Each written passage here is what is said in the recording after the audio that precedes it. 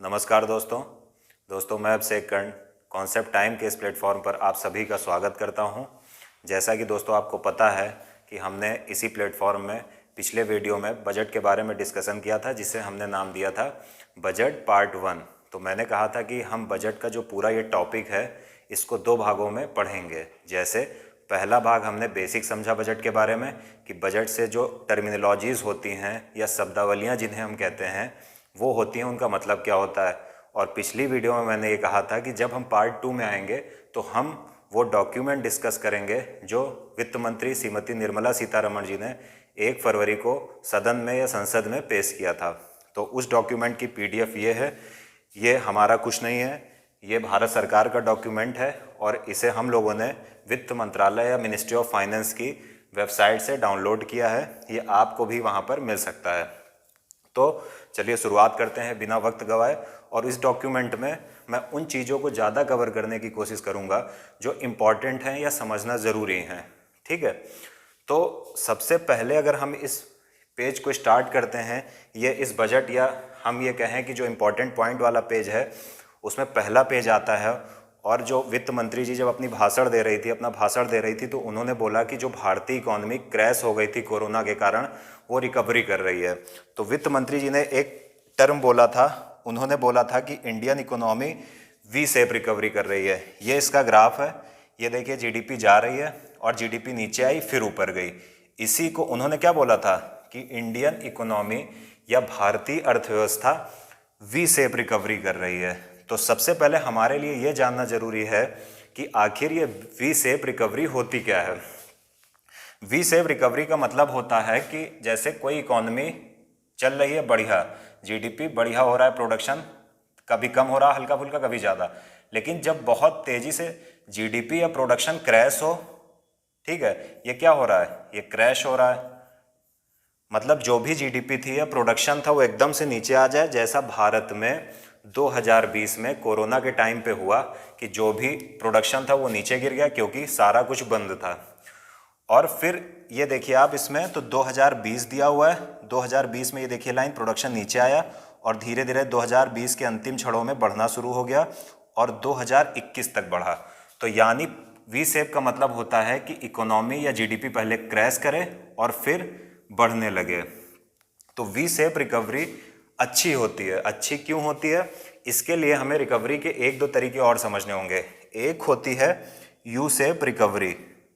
अब U shape recovery क्या होता है कि इकोनॉमी में GDP तेजी से गिरी और फिर ठहराव आ गया, स्टैग्नेशन आ गया, और ठहराव कुछ समय तक रहा, उसके बाद फिर रिकवरी हुई। पहले क्रैश हुई और ठहराव आया और फिर रिकवरी हुई। तो ये जो ठहराव का समय होता है ये बहुत ही इकोनॉमी के लिए अच्छा नहीं होता है। वैसे ही एक और रिकवरी प्रचलित है इकोनॉमी की, डब्ल्यू शेप रिकवरी।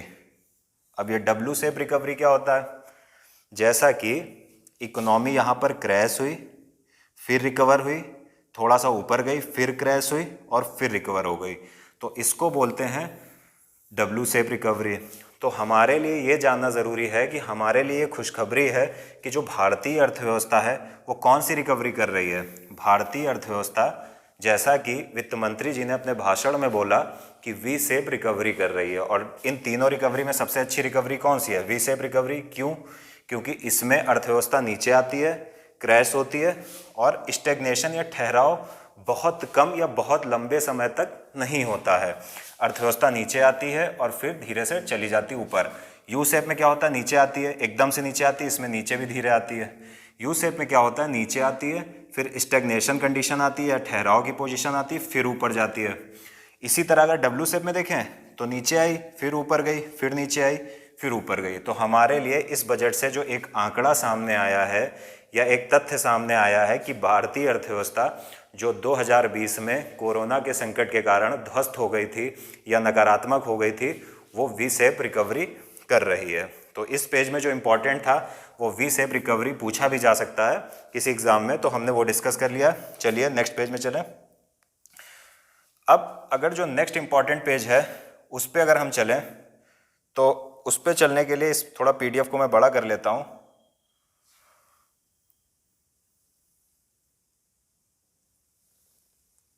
ये हमारा सेकंड पेज है।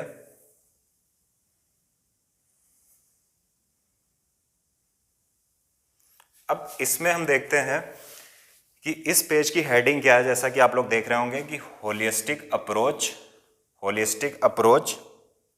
थोड़ा सा इसको इधर कर लेता हूं, ठीक है। अब शुरू करते हैं।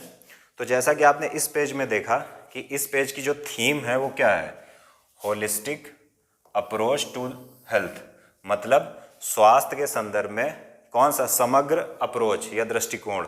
तो इस संदर्भ में ये थोड़ा इंपॉर्टेंट पेज भी है, तो इसको बेहतर ढंग से समझना हमारे लिए ज़रूरी है, न केवल एग्ज़ाम की दृष्टि से बल्कि भारत का एक जागरूक नागरिक होने की दृष्टि से हमें ये समझना बहुत ज़रूरी है। तो चलिए देखते हैं। इस बजट में वित्त मंत्री जी ने बताया कि जो भारत सरकार है वो स्वास्थ्य के क्षेत्र में अप्रोच कैसा रख रही है। अप्रोच के जो भारत सरकार का स्वास्थ्य के संदर्भ में अप्रोच है उसके 3 कंपोनेंट हैं या 3 घटक है। कैसे? पहला होगा प्रिवेंटिव, यानी अगर कोई बीमारी हो रही है तो बीमारी के पहले, यानी जैसे कोरोना हुआ तो पहले उसके जो रोकथाम के लिए उपाय किए जाएंगे उन्हें क्या बोला गया है, प्रिवेंटिव। इसी तरह नंबर 2 पे है क्यूरेटिव। क्यूरेटिव का मतलब होता है कि जब बीमारी या संक्रमण फैल जाता है, लोग उससे प्रभावित होने लगते हैं, तो इनके उपचार के लिए उपचारात्मक इसे भी बोलते हैं, हम क्या अपनाएंगे, क्यूरेटिव, कि जो लोग बीमार हो गए वो उनकी बीमारी को कम किया जा सके या उन्हें ठीक किया जा सके। उसके बाद तीसरा जो अप्रोच होगा हेल्थ के क्षेत्र में वो वेल बीइंग, यानी जब वो ठीक हो चुके हैं तो ठीक होने के बाद उन्हें कैसा जीवन यापन कराया जाए या ठीक होने के बाद उन्हें और बेहतर फील कराया जाए, उसका संबंध किससे है, वेल बीइंग से। इसलिए जो स्वास्थ्य के क्षेत्र में वित्त मंत्री जी ने बताया कि जो दृष्टिकोण होगा वो कैसे होगा, प्रिवेंटिव, क्यूरेटिव और वेल बीइंग। पहले बीमारी को रोकेंगे, फिर उसका उपचार करेंगे, फिर लोगों के स्वास्थ्य को और अच्छा करने का प्रयास करेंगे।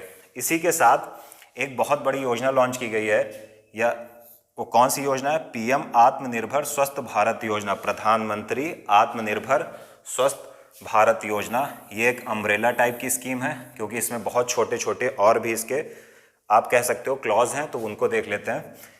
इस योजना में जो भारत सरकार ने जो धन आवंटित किया है वो है 64,180 करोड़, और वो कितने वर्षों के लिए, अगले 6 वर्षों के लिए भारत सरकार ने 64,180 करोड़ की राशि से एक योजना शुरू की है, और उस योजना का नाम है पीएम आत्मनिर्भर स्वस्थ भारत योजना। अब इस योजना के इंपॉर्टेंट कंपोनेंट से घटक देख लेते हैं। तो इसमें लिखा है कि support for health and wellness centre, यानी इस योजना के माध्यम से जो हेल्थ और वेलनेस सेंटर हैं सरकार के, उनको सपोर्ट किया जाएगा ताकि स्वास्थ्य के क्षेत्र में और बेहतर सुधार हो सके। नीचे अगर हम देखें, इसी में लिखा हुआ है setting up of integrated public health labs, यानी जो पब्लिक हेल्थ लैब हैं उनको इंटीग्रेट किया जाएगा, एकीकृत किया जाएगा। क्यों? ताकि जो जांच है, लैब में क्या होती है, जांच, तो जांच को और बढ़ाया जा सके ताकि बीमारी अगर हो तो उसको शुरुआत में ही उसको हम पकड़ सके और उसका इलाज संभव कर सकें। तीसरा क्या है, establishing critical care hospital blocks, यानी जो गंभीर या क्रिटिकल बीमारियां हैं उनके लिए हॉस्पिटल ब्लॉक्स बनाए जाएंगे। इसी तरह अगर हम देखें, इसमें लिखा हुआ एक और कंपोनेंट स्ट्रेंथिंग एनसीडीसी, यानी national centre for disease control जो है उसको क्या करेंगे, यानी जो आप कह सकते हो जो राष्ट्रीय सेंटर है बीमारी को रोकने के लिए, उसको और मजबूत बनाया जा सकेगा या बनाया जाएगा। क्यों? ताकि अगर कोरोना जैसी कोई महामारी, वैसे तो हम उम्मीद करेंगे ना आए, लेकिन दोबारा अगर फिर दस्तक देती है तो जो हमारा national centre for disease control है इसके माध्यम से हम उसे नियंत्रित करने का प्रयास करें।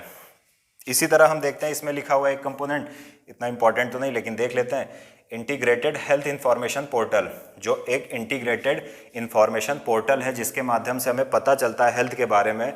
एक पोर्टल है, प्लेटफॉर्म है, उसको और एक्सपेंड किया जाएगा, मतलब उसका और अधिक विस्तार किया जाएगा। अब ये 2 पॉइंट इंपॉर्टेंट हैं। इसमें लिखा है pneumococcal vaccine to be rolled across the country, यानी जो ये न्यूमोकॉकल नाम की वैक्सीन है या वैक्सीन है, इसको पूरे देश में क्या किया जाएगा, कवर किया जाएगा। और ये वैक्सीन किसके लिए होती है, ये वैक्सीन होती है एक तो न्यूमोनिया के लिए, न्यूमोनिया जो बच्चों में होता है या बड़ों में भी होता है, न्यूमोनिया को कवर किया जाएगा। और इसी वैक्सीन का प्रयोग किया जाता है कभी कभी बच्चों में रीढ़ की हड्डी में स्वेलिंग आ जाती है, मस्तिष्क में स्वेलिंग आ जाती है, तो उसके लिए हम कौन सी वैक्सीन यूज़ करते हैं? न्यूमोकॉकल। तो भारत सरकार ने कहा है कि पहले ये सिर्फ कुछ राज्यों में, जैसे आपका हिमाचल प्रदेश, राजस्थान, कुछ ऐसे राज्य थे जहाँ पर ये वितरित की जा सकती थी। अब ये क्या होगा, ये पूरे देश में पहुँचाई जाएगी। क्यों? ताकि न्यूमोकॉकल वैक्सीन का प्रयोग पूरा देश करे, जिससे फ़ायदा क्या होगा, निमोनिया या बहुत अन्य तरह की बीमारी जो इस वैक्सीन के माध्यम से रोकी जा सकती हैं, उन्हें कम किया जा सके। इसके सिवा एक जो बहुत बड़ी घोषणा रही कि 35,000 करोड़ फॉर कोविड-19 वैक्सीन इन 21-22, यानी 35,000 करोड़ रुपए आवंटित किए गए हैं 2021-22 में कोविड वैक्सीन के लिए, ताकि कोविड की वैक्सीन अच्छी तरीके से डेवलप हो सके। कितना पैसा? 35,000 करोड़ रुपए दिया गया है। तो ये 35,000 के साथ और भी बहुत कुछ किया गया है, वो देखते हैं। जो 2020-21 में बजट के संदर्भ में राशि थी वो कितनी थी? वो थी 94,452 करोड़ रुपए। उसे बढ़ाकर कितना कर दिया गया? उसे कर दिया गया है 2,23,846 करोड़ रुपए, यानी 94,452 करोड़ रुपए से लेकर इसको कितना कर दिया गया? 2,23,846 करोड़ रुपए कर दिया गया है। यानी 2020-21 में जो बजट एलोकेशन था और 2021 और 22 में जो है, तो 20-21 से 21-22 के संदर्भ में कितनी वृद्धि की गई? लगभग 137% की वृद्धि की गई है स्वास्थ्य क्षेत्र में जो बजट आवंटित होता था, एलोकेट होता था। यानी यहाँ से अगर हम भारत सरकार का एक अप्रोच देखने की या दृष्टिकोण देखने की कोशिश करें तो ये है कि भारत सरकार कोविड-19 के बाद वाले वर्ल्ड में एक बेहतर स्वास्थ्य इंफ्रास्ट्रक्चर डेवलप करना चाहती है, ताकि अगर भविष्य में ऐसी कोई बीमारी आए तो उससे आसानी से निपटा जा सके। अब यहाँ पर दिया हुआ है कि 20-21 में जो expenditure on health as percentage of GDP, जो जीडीपी के परसेंट के रूप में हेल्थ पर इन्वेस्ट किया जा रहा है, वो लगभग 1.8 इन्वेस्ट किया जा रहा है। तो ये हमने ये पेज देख लिया है। हम इसमें कोई थीम नहीं बनाएंगे, हम सेम वैसे ही डिस्कस करेंगे जैसे मिनिस्ट्री ऑफ फाइनेंस के प्लेटफॉर्म पर हमें ये डॉक्यूमेंट मिला है। नेक्स्ट पेज पे चलते हैं। अब नेक्स्ट पेज पे आ गए हैं हम लोग। इसको थोड़ा मैं बड़ा कर लेता हूँ पीडीएफ को।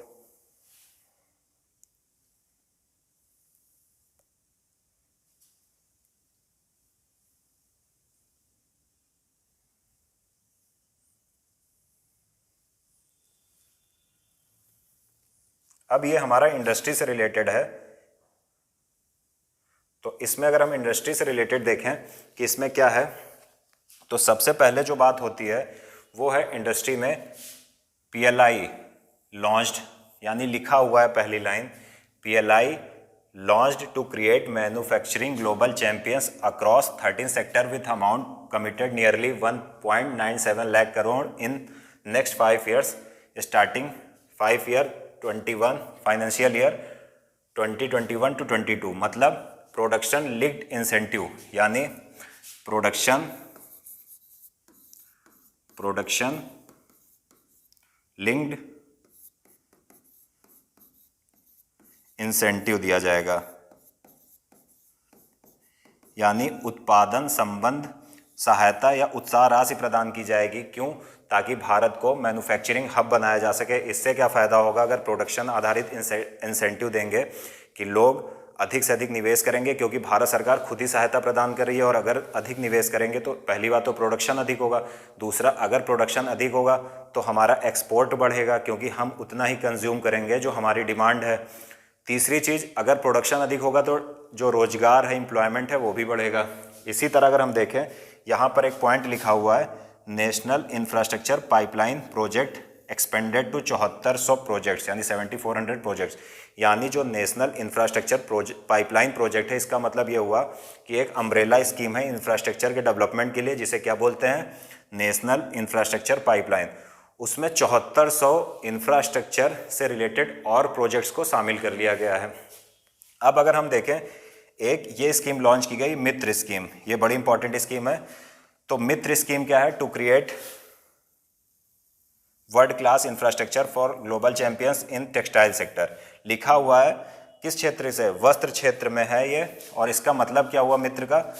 मेगा इन्वेस्टमेंट टेक्सटाइल, और इसका कुछ मुझे याद नहीं आ रहा, जो भी है मित्र, यानी इसका investment textile investment park, mega ऐसा ही कुछ है, scheme to create world class infrastructure for global champions in textile sector. यानी जो भी वस्त्र क्षेत्र है उसके संदर्भ में एक मित्र स्कीम शुरू की जाएगी। क्यों? क्योंकि भारत सरकार क्या चाह रही है कि हमारा जो वस्त्र क्षेत्र है उसे और बढ़ाया जा सके, प्लस 7 टेक्सटाइल पार्क्स बनाए जाएंगे अगले 3 वर्षों में। यानी अगले जो 3 वर्ष हैं उसमें 7 टेक्सटाइल पार्क डेवलप किए जाएंगे, और इस पार्क्स के माध्यम से क्या होगा कि जो वस्त्र उद्योग है इसके उत्पादन को बढ़ाया जाएगा, और दुनिया ग्लोबल चैंपियन जो भी हैं उनको भी आमंत्रित किया जाएगा, और भारत को खुद अंतर्राष्ट्रीय स्तर पर एक बड़ा वस्त्र निर्यात का हब बनाने का प्रयास है। इसी तरह अगर हम देखें इंफ्रास्ट्रक्चर में आते हैं, इंडस्ट्री की बात हो गई। इंफ्रास्ट्रक्चर में जो रेल के संदर्भ में है, नेशनल रेल प्लान की बात की गई है इस बार के बजट में, और कहा गया है aims at developing adequate rail infrastructure by 2030 to cater to the projected traffic requirement up to 2015। यानी इसका मतलब हुआ कि 2030 तक ऐसा रेल इंफ्रास्ट्रक्चर डेवलप किया जाएगा जो 2050 तक जो भी इंफ्रास्ट्रक्चर की ज़रूरत है या जो भी 2050 की डिमांड है उसको वो पूरा कर सके। यानी भारत सरकार 2050 को ध्यान में रखकर ऐसा इंफ्रास्ट्रक्चर 2030 तक डेवलप कर लेगी कि वो किसकी आवश्यकताओं की पूर्ति कर सके, जो 2050 में आने वाली आवश्यकताएं हैं उनकी पूर्ति कर सके। इसके साथ ही एक और दिया हुआ है, the objective is to increase the modal share of rail in freight from the current level of 27% to 45%। मतलब कि जो अभी रेल का भारत में माल ढुलाई के लिए प्रयोग होता है, जो माल हम उद्योगों में यूज़ करते हैं और बहुत तरीके का और माल होता है, उसका योगदान 27% है। कुल जो माल ढुलाई भारत में होती है उसका जो रेल का योगदान है वो 27% है।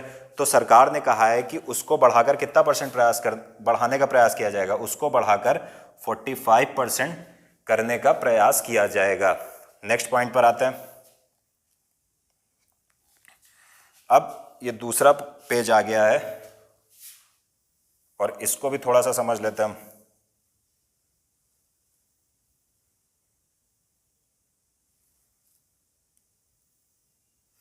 ये जो पेज है थोड़ा सा हम इसे भी समझते हैं। तो इस पेज को अगर हम देखें तो इसमें जो पहली लाइन है वो क्या कह रहा है? पहली लाइन कह रहा है कि 100% electrification of broad gauge routes by 2023।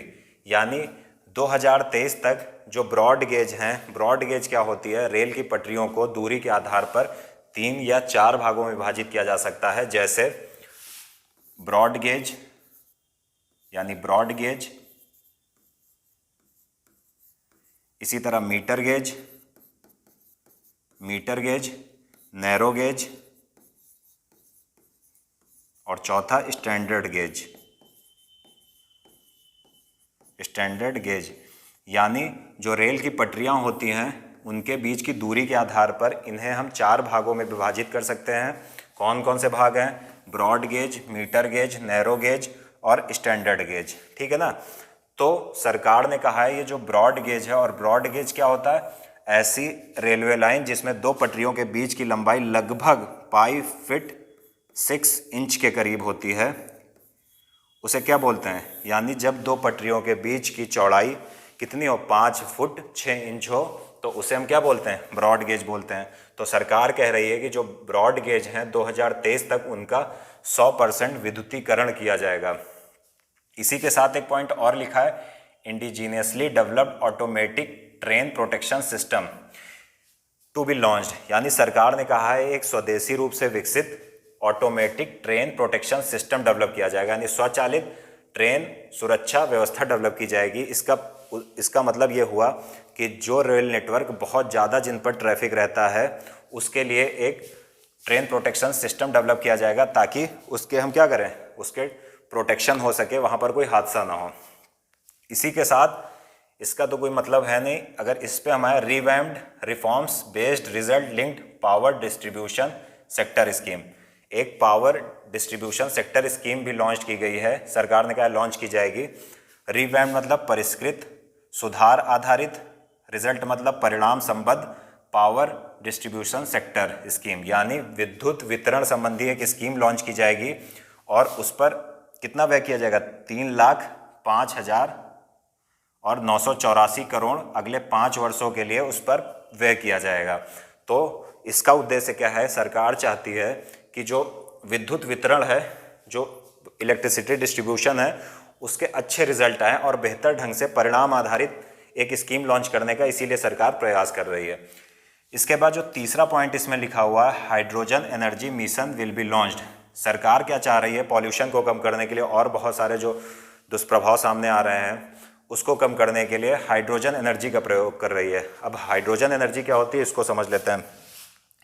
जैसा कि आपने देखा होगा 2018 में कि एक न्यूज़ आई थी करंट में कि जर्मनी ने दुनिया की पहली हाइड्रोजन ट्रेन लॉन्च कर दी, या शायद हाइड्रोजन बस थी, मैं कंफ्यूज हूँ इसमें थोड़ा सा।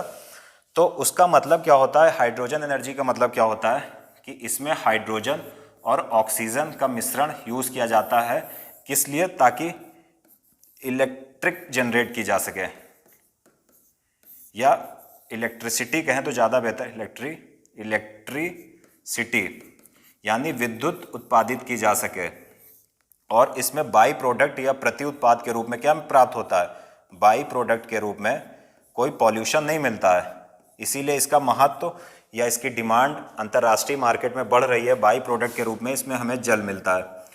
तो सरकार चाह रही है कि जो हाइड्रोजन एनर्जी है, जिसमें हम हाइड्रोजन और ऑक्सीजन का मिश्रण इलेक्ट्रिसिटी प्रोडक्शन के लिए करते हैं, इसका प्रयोग बढ़े। यानी इसके लिए सरकार हाइड्रोजन एनर्जी मिशन लॉन्च कर रही है या लॉन्च करेगी, ताकि पॉल्यूशन कम हो। और पॉल्यूशन कम होने से क्या होगा कि बहुत सारी बीमारियां जिन पर हेल्थ इंफ्रास्ट्रक्चर पे अधिक व्यय करना पड़ता है, क्योंकि जब पॉल्यूशन ज़्यादा होगा तो सांस से संबंधित, लंग से रिलेटेड और बहुत सारी कैंसर जैसी बीमारियां होंगी, तो जो हेल्थ पर खर्चा है वो और बढ़ेगा। तो सरकार चाहती है कि जो भविष्य की एनर्जी हो उसमें बहुत सारे फ्यूल और शामिल करने का प्रयास कर रही है, या बहुत सारी एनर्जी के और उपाय खोजने का प्रयास कर रही है। उसी में से एक हाइड्रोजन एनर्जी है। इसके साथ हम देखते हैं पोर्ट्स, शिपिंग और वाटरवेज। यानी पोर्ट्स मतलब बंदरगाह, शिपिंग मतलब पोत, और वाटरवेज मतलब क्या होता है कि जो जल मार्ग होता है। तो इसके संदर्भ में देखते हैं सरकार ने क्या करने का प्रयास किया है। सरकार ने कहा है बजट में कि जो सरकार है, PPP mode to be utilised for managing operational services of major ports. यानी सरकार कह रही है कि सरकार जो मेजर पोर्ट्स हैं, जैसे चेन्नई, पारादीप, ऐसे ही और भी बहुत हैं, जैसे विशाखापत्तनम, जो मेजर पोर्ट्स हैं, उनकी जो ऑपरेशनल सर्विस है, जो भी उसको परिचालन, जो सेवाएं वहाँ पर होती हैं, उसको चलाने के लिए जो काम होता है, उसके लिए पीपीपी मोड पे काम किया जाएगा। यानी पब्लिक पीपीपी मोड का मतलब क्या होता है, पीपीपी मोड का मतलब होता है, एक मिनट थोड़ा सा इरेज कर देता हूँ। पीपीपी मोड का मतलब समझ लेते हैं। सरकार ने कहा है कि जो पोर्ट होगा, पोर्ट की जो भी ऑपरेशनल सर्विसेज हैं, परिचालन सेवाएं हैं, उनको संचालित करने के लिए पब्लिक प्राइवेट पार्टनरशिप का प्रयोग किया जाएगा। यानी सरकार प्राइवेट प्लेयर्स के माध्यम से जो बड़े बंदरगाह हैं उनकी जो परिचालन सर्विसेज हैं या परिचालन उनका कैसे करेगा, प्राइवेट प्लेयर्स के सहायता से। इसके साथ ही ये subsidy support to promote flagging of merchant ships, यानी मर्चेंट शिप्स की फ्लैगिंग को प्रमोट करने के लिए सब्सिडी को या सब्सिडी सपोर्ट प्रदान किया जाएगा। इसी तरह सरकार ने कहा या बजट में कहा गया है कि recycling of ships act 2019 enacted and recycling capacity to be doubled by 2024। सरकार ने कहा है जो जहाज का पुनर्चक्रण अधिनियम है उसको अधिनियमित किया जाएगा, और जो जहाज recycling capacity to be developed by 2024, यानी 2014 तक जो भारत की जहाज़ों की रिसाइकलिंग है, पुनर्चक्रण है, उसको डबल करने या दोगुना करने का प्रयास किया जाएगा। एक जो अच्छी खबर है वो ये कहा गया है कि लॉजिस्टिक परफॉर्मेंस इंडेक्स रैंक सरकार ने इसमें बताई है, जो 2014 में 54 थी और अब घटकर 2018 में 44 आ गई है।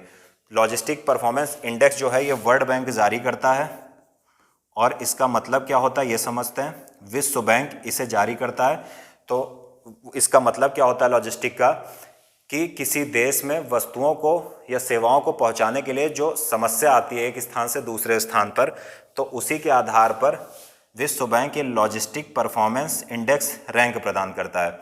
तो इस रैंक का आप जब असेसमेंट करते हैं, मूल्यांकन करते हैं, तो उससे ये पता चल जाता है कि भारत में जो सामान को एक स्थान से दूसरे स्थान पर पहुंचाने में कुछ समस्या आ रही है, उसे कैसे दूर किया जा सकता है।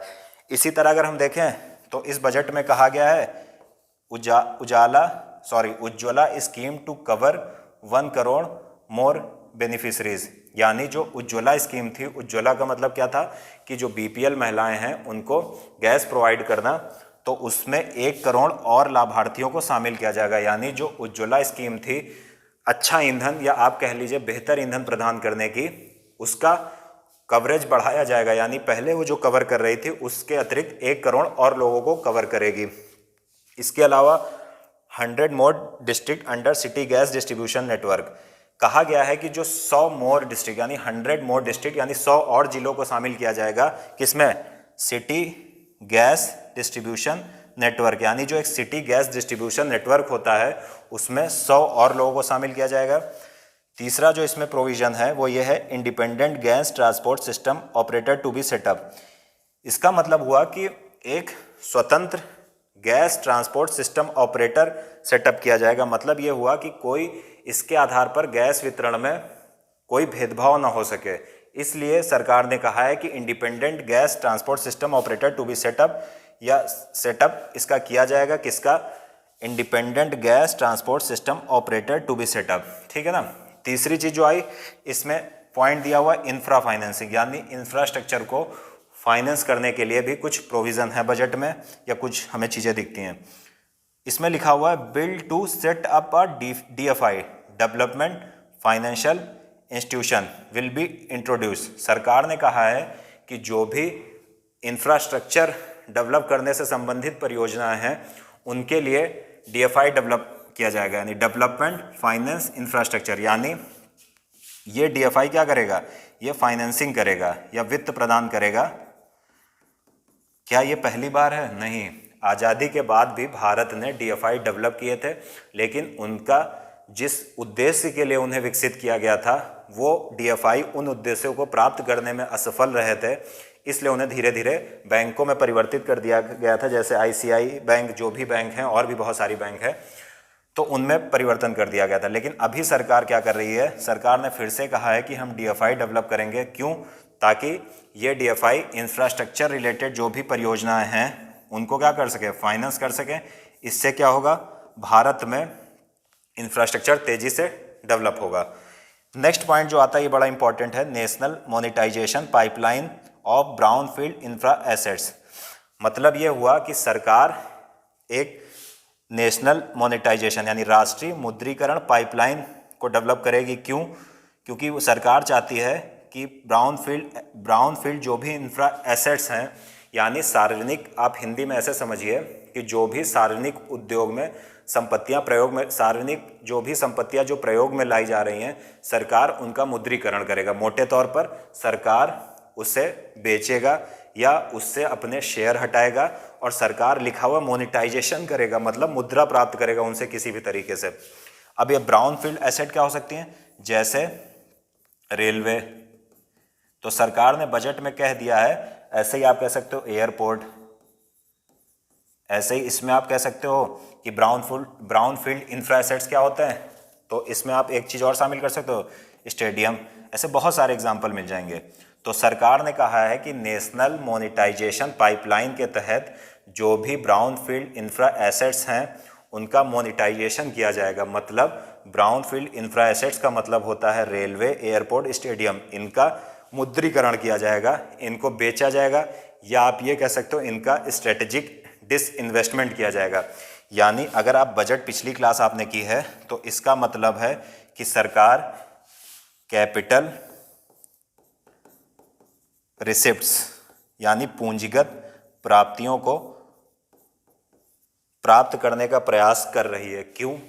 क्योंकि अभी कोरोना से इकोनॉमी निकली है, तो अगर सरकार जो राजस्व प्राप्तियां थी या रेवेन्यू रिसिप्ट्स थी, अगर उनको बढ़ा नहीं सकती, क्योंकि लोगों पर ऐसे टैक्स का बोझ बहुत ज़्यादा है और इकोनॉमी अभी उस स्टेज में नहीं आई है, कोरोना के बाद अभी पूरी तरीके से रिकवरी नहीं हुई है, तो सरकार चूँकि रेवेन्यू रिसिप्ट्स पार या प्राप्त नहीं कर सकती अभी, तो सरकार किस पर बल दे रही है? इसीलिए सरकार कैपिटल रिसिप्ट प्राप्त करने पर बल दे रही है, क्योंकि सरकार के खजाने में बहुत ज़्यादा पैसा तो है नहीं, क्योंकि पिछला एक साल तो पूरा बेकार रहा। तो सरकार पूंजीगत प्राप्तियों को प्राप्त करने का प्रयास कर रही है। इसीलिए सरकार क्या कर रही है? लोन ले रही है, या फिर अपनी संपत्ति को बेच रही है, या हम जिसे इकोनॉमिकल लैंग्वेज में टर्मिनोलॉजी जो यूज़ करते हैं, शब्दावली यूज़ करते हैं, हम कहते हैं स्ट्रेटेजिक डिसइन्वेस्टमेंट, यानी सरकार रणनीतिक विनिवेश कर रही है। अब हम आगे आते हैं। अब अगर हम नेक्स्ट पेज पे आए तो ये बड़ा इंपॉर्टेंट पेज है, इसको जरा एक बार देख लेते हैं।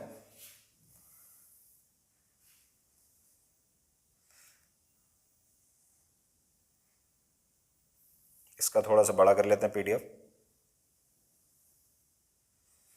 ये है, तो सबसे पहला जो ऊपर हेडिंग पड़ी हुई है पहली, उसमें क्या लिखा है? अर्बन डेवलपमेंट, यानी इसमें क्या कहा गया है? Jal Jeevan mission urban for universal water supplies in all ULBs, यानी अर्बन लोकल बॉडीज। यानी सरकार ने जो एक जल जीवन मिशन लॉन्च किया था, उसका मतलब जल जीवन मिशन का क्या होता है कि सरकार नलों के माध्यम से हर घर में स्वच्छ जल पहुंचाने के लिए आबद्ध थी, या सरकार पहुंचाना चाह रही थी।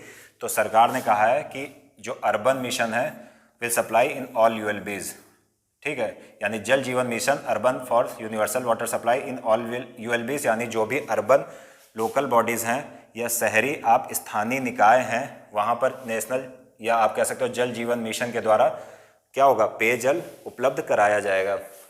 उसके बाद सरकार ने कुछ बजट इसको भी दिया है। स्वच्छ भारत मिशन जो सफाई से संबंधित है, उसके लिए सरकार ने 1,41,678 करोड़ रुपए का अगले 5 वर्षों के लिए एलोकेशन किया है। इसी तरह सरकार ने एक एलोकेशन और किया है 2,217 करोड़ का। क्यों? क्योंकि सरकार 42 अर्बन सेंटर जो बनाएगी। क्यों? ताकि वो वायु प्रदूषण या एयर पॉल्यूशन को टैकल कर सके। इसी तरह जो ये स्कीम है, ये सबसे इम्पोर्टेंट है, वॉलेंट्री व्हीकल स्क्रैपिंग पॉलिसी, यानी इसका मतलब ये होता है कि वाहन को कबाड़ में डालने की नीति। अब ये क्या होती है, ये थोड़ा गौर करिएगा, शायद ये जाने अनजाने में आपको भविष्य में प्रभावित करे। इसका मतलब होता है कि स्वैच्छिक वाहन स्क्रैपिंग नीति, मतलब सरकार ने एक नीति बनाई है, सरकार करेगी कि अगर वाहन प्राइवेट है तो 20 साल, और अगर वाहन कॉमर्शियल है तो उसके लिए क्या होगा? 15 साल। यानी जो वाहन मालिक है, अगर उसका वाहन प्राइवेट है तो 20 साल, और अगर कॉमर्शियल है तो 15 साल में उसे अपने वाहन का फिटनेस टेस्ट करवाना पड़ेगा। और अगर वाहन फिटनेस टेस्ट में फेल हो जाता है तो उसकी स्क्रैपिंग की जाएगी, यानी उसे फिर से उस स्क्रैपिंग की जाएगी और उसके जो भी पुर्जे होंगे फिर से वाहन बनाए जाएंगे। अब समस्या ये है इस पॉलिसी की, अगर आप व्यवहारिक धरातल पर देखने का प्रयास करें, कि पहली बात तो यह है कि जो भारत में सक्षम वर्ग है वो 20 साल या 15 साल अपने वाहन चलाता नहीं है। और 20 साल या 15 साल वाहन कौन चलाता है? जो गरीब वर्ग है। और गरीब वर्ग अगर 20 साल चलाता है तो इसका मतलब होता है कि उसने खुद ही थर्ड या फोर्थ हैंड वाहन खरीदा है। यानी जब वो थर्ड या फोर्थ हैंड वाहन खरीदेगा तभी उसे बहुत समय बाद वाहन मिलेगा। तो इसका मतलब क्या हुआ कि इसका मतलब है गरीब तबके का व्यक्ति थर्ड या फोर्थ हैंड जब वाहन खरीदता है और उसी के पास ये जाके इसके 20 वर्ष पूरे होते हैं, ठीक है ना, उसी के पास, उस गरीब व्यक्ति के पास इस वाहन के 20 साल पूरे होते हैं। तो अगर सरकार ये कह रही है कि लोग इसमें लिखा है वॉलंटरी, यानी लोग स्वैच्छिक रूप से आएँ, तो अमीर लोग तो चले जाएंगे। पहली बात, अमीर लोग आएंगे क्या? वो इतने वर्ष गाड़ी चलाते ही नहीं, वाहन चलाते नहीं हैं। और गरीब ने खुद अगर थर्ड फोर्थ हैंड इसीलिए खरीदा है पुराने वाहन को क्योंकि इस पुराने वाहन की कीमत क्या है? कम है। अब अगर सरकार ये चाहती है कि ये गरीब आदमी अपने वाहन की स्क्रैपिंग खुद ही कराने हैं, तो क्या ये व्यवहारिक रूप से ये ऐसा हो सकता है? मेरी नज़र में नहीं हो सकता। इसके लिए या तो सरकार कुछ इंसेंटिव देने की बात करें कि जो भी अपना वाहन 20 साल या कॉमर्शियल के मामले में 15 साल पुराना वाहन लेकर आएगा उसे सरकार इंसेंटिव देगी, तो भले लोग एक बार आकर्षित हो सकते हैं कि वाहन स्क्रैपिंग करा लिया जाए। इसके बाद अगर आप इंपॉर्टेंट दूसरी चीज़ देखते हैं, इसमें लिखा innovative public private partnership models to augment public bus transport. सरकार ने कहा है कि सरकार इस बात का प्रयास करेगी कि पब्लिक प्राइवेट यानी सरकार, जो आप कह सकते हो प्राइवेट प्लेयर्स हैं, उनके माध्यम से पब्लिक बस ट्रांसपोर्ट को बढ़ावा देना चाह रही है। अब सरकार, आप ये सोचिए कि बस ट्रांसपोर्ट को या पब्लिक ट्रांसपोर्ट को बढ़ावा देने का प्रयास क्यों कर रही है। एक मिनट। तो सरकार पब्लिक बस ट्रांसपोर्ट का बढ़ावा देने का प्रयास इसलिए कर रही है क्योंकि जब लोग अपने व्हीकल यूज़ करते हैं या वाहन यूज़ करते हैं तो उससे पॉल्यूशन ज़्यादा बढ़ता है। लेकिन अगर सभी लोग या ज़्यादातर लोग सरकारी बस या पब्लिक ट्रांसपोर्ट का यूज़ करें तो उससे क्या होगा, पॉल्यूशन कम होगा, पॉल्यूशन कम होगा, बीमारियां कम होंगी, बीमारियां कम होंगी तो जो हेल्थ पे बजट में सरकार का एलोकेशन कम होता है वो भी कम हो जाएगा। इसलिए इस बजट के माध्यम से सरकार पब्लिक बस ट्रांसपोर्ट को बढ़ाने के लिए प्राइवेट प्लेयर्स की सहायता लेगी या उनके साथ पार्टनरशिप करेगी। इसके बाद कहा गया है कि metro light and metro neo, इसमें कहा गया है metro light and metro neo for tyre 2 and peripherals of tyre 1 cities. यानी इसमें कहा गया है कि metro light and metro neo tyre 2 cities और जो गौड़ क्षेत्र हैं टायर 1 सिटीज़ के, उनमें डेवलप किया जाएगा। तो अब बात आती है मेट्रो लाइट। मेट्रो का नाम तो आपने सुना होगा, मेट्रो ट्रेन कई राज्यों में चल रही हैं। तो बात ये आती है कि मेट्रो लाइट और मेट्रो नियो क्या है। दरअसल ये भी एक प्रकार की मेट्रो ट्रेन ही है, लेकिन इसमें जो टायर होते हैं वो कैसे होते हैं, वो होंगे रबर के।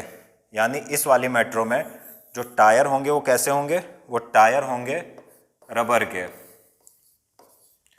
और रबर के टायर होने का मतलब क्या होगा, इसका फ़ायदा ये है मेट्रो नियो या मेट्रो लाइट का कि जो उनकी कॉस्ट होती है, प्रोडक्शन कॉस्ट या ऑपरेशनल कॉस्ट, वो 40% कम हो जाती है। यानी उनकी उत्पादन लागत या आप कह लो परिचालन लागत कितनी कम हो जाएगी, 40% जो सामान्य मेट्रो चल रही हैं उनसे कम होगी। इसलिए सरकार ने ये कहा है कि जो टायर 2 सिटीज़ हैं या जो टायर 1 सिटीज़ के गौड़ इलाके हैं उनमें मेट्रो लाइट और नियो मेट्रो का प्रयोग किया जाएगा। अब इसके बाद थोड़ा सा फाइनेंशियल रिफॉर्म्स के संदर्भ में आते हैं, देखते हैं सरकार ने वित्तीय क्षेत्र में क्या सुधार किए हैं। तो पहला जो यहाँ पर पॉइंट लिखा है वो लिखा है रेशनलाइज्ड सिंगल सिक्योरिटीज मार्केट कोड। यानी सरकार कह रही है कि सरकार एक युक्ति संगत एकल प्रतिभूति बाजार कोड डेवलप करेगी, यानी प्रतिभूति बाजार को रेगुलेट करने के लिए एक एकल कोड डेवलप करेगी 2022 से या 2022 तक। नेक्स्ट जो है वो लिखा है world class fintech hub at GIFT IFSC। यानी सरकार ने कहा है कि जो एक world class fintech hub develop किया जाएगा, यानी world class fintech hub develop किया जाएगा GIFT IFSC। अब GIFT IFSC क्या है, इसका मतलब होता है गुजरात में एक फिनटेक टेक्नोलॉजी GIFT। यानी यहाँ पर क्या है, गुजरात में एक gift IFSC international financial service centre है, गिफ्ट सेंटर है। इसमें क्या होता है, इसमें फाइनेंशियल सर्विसेज प्रोवाइड की जाती हैं एक ही जगह पर।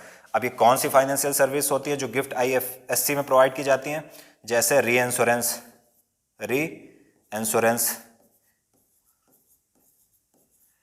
यानी पुनर्बीमा, यानी पुनर्बीमा, ऐसे ही बहुत चीज जैसे करेंसी चेंज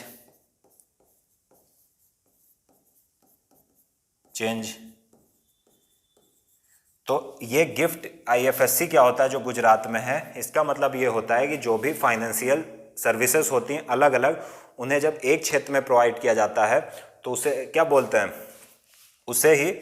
उसी मतलब गुजरात में एक ऐसा ही क्षेत्र डेवलप किया गया जिसे गिफ्ट IFSC बोलते हैं। और वहाँ पर सरकार ने कहा है कि सरकार world class fintech hub technology प्रदान करेगी।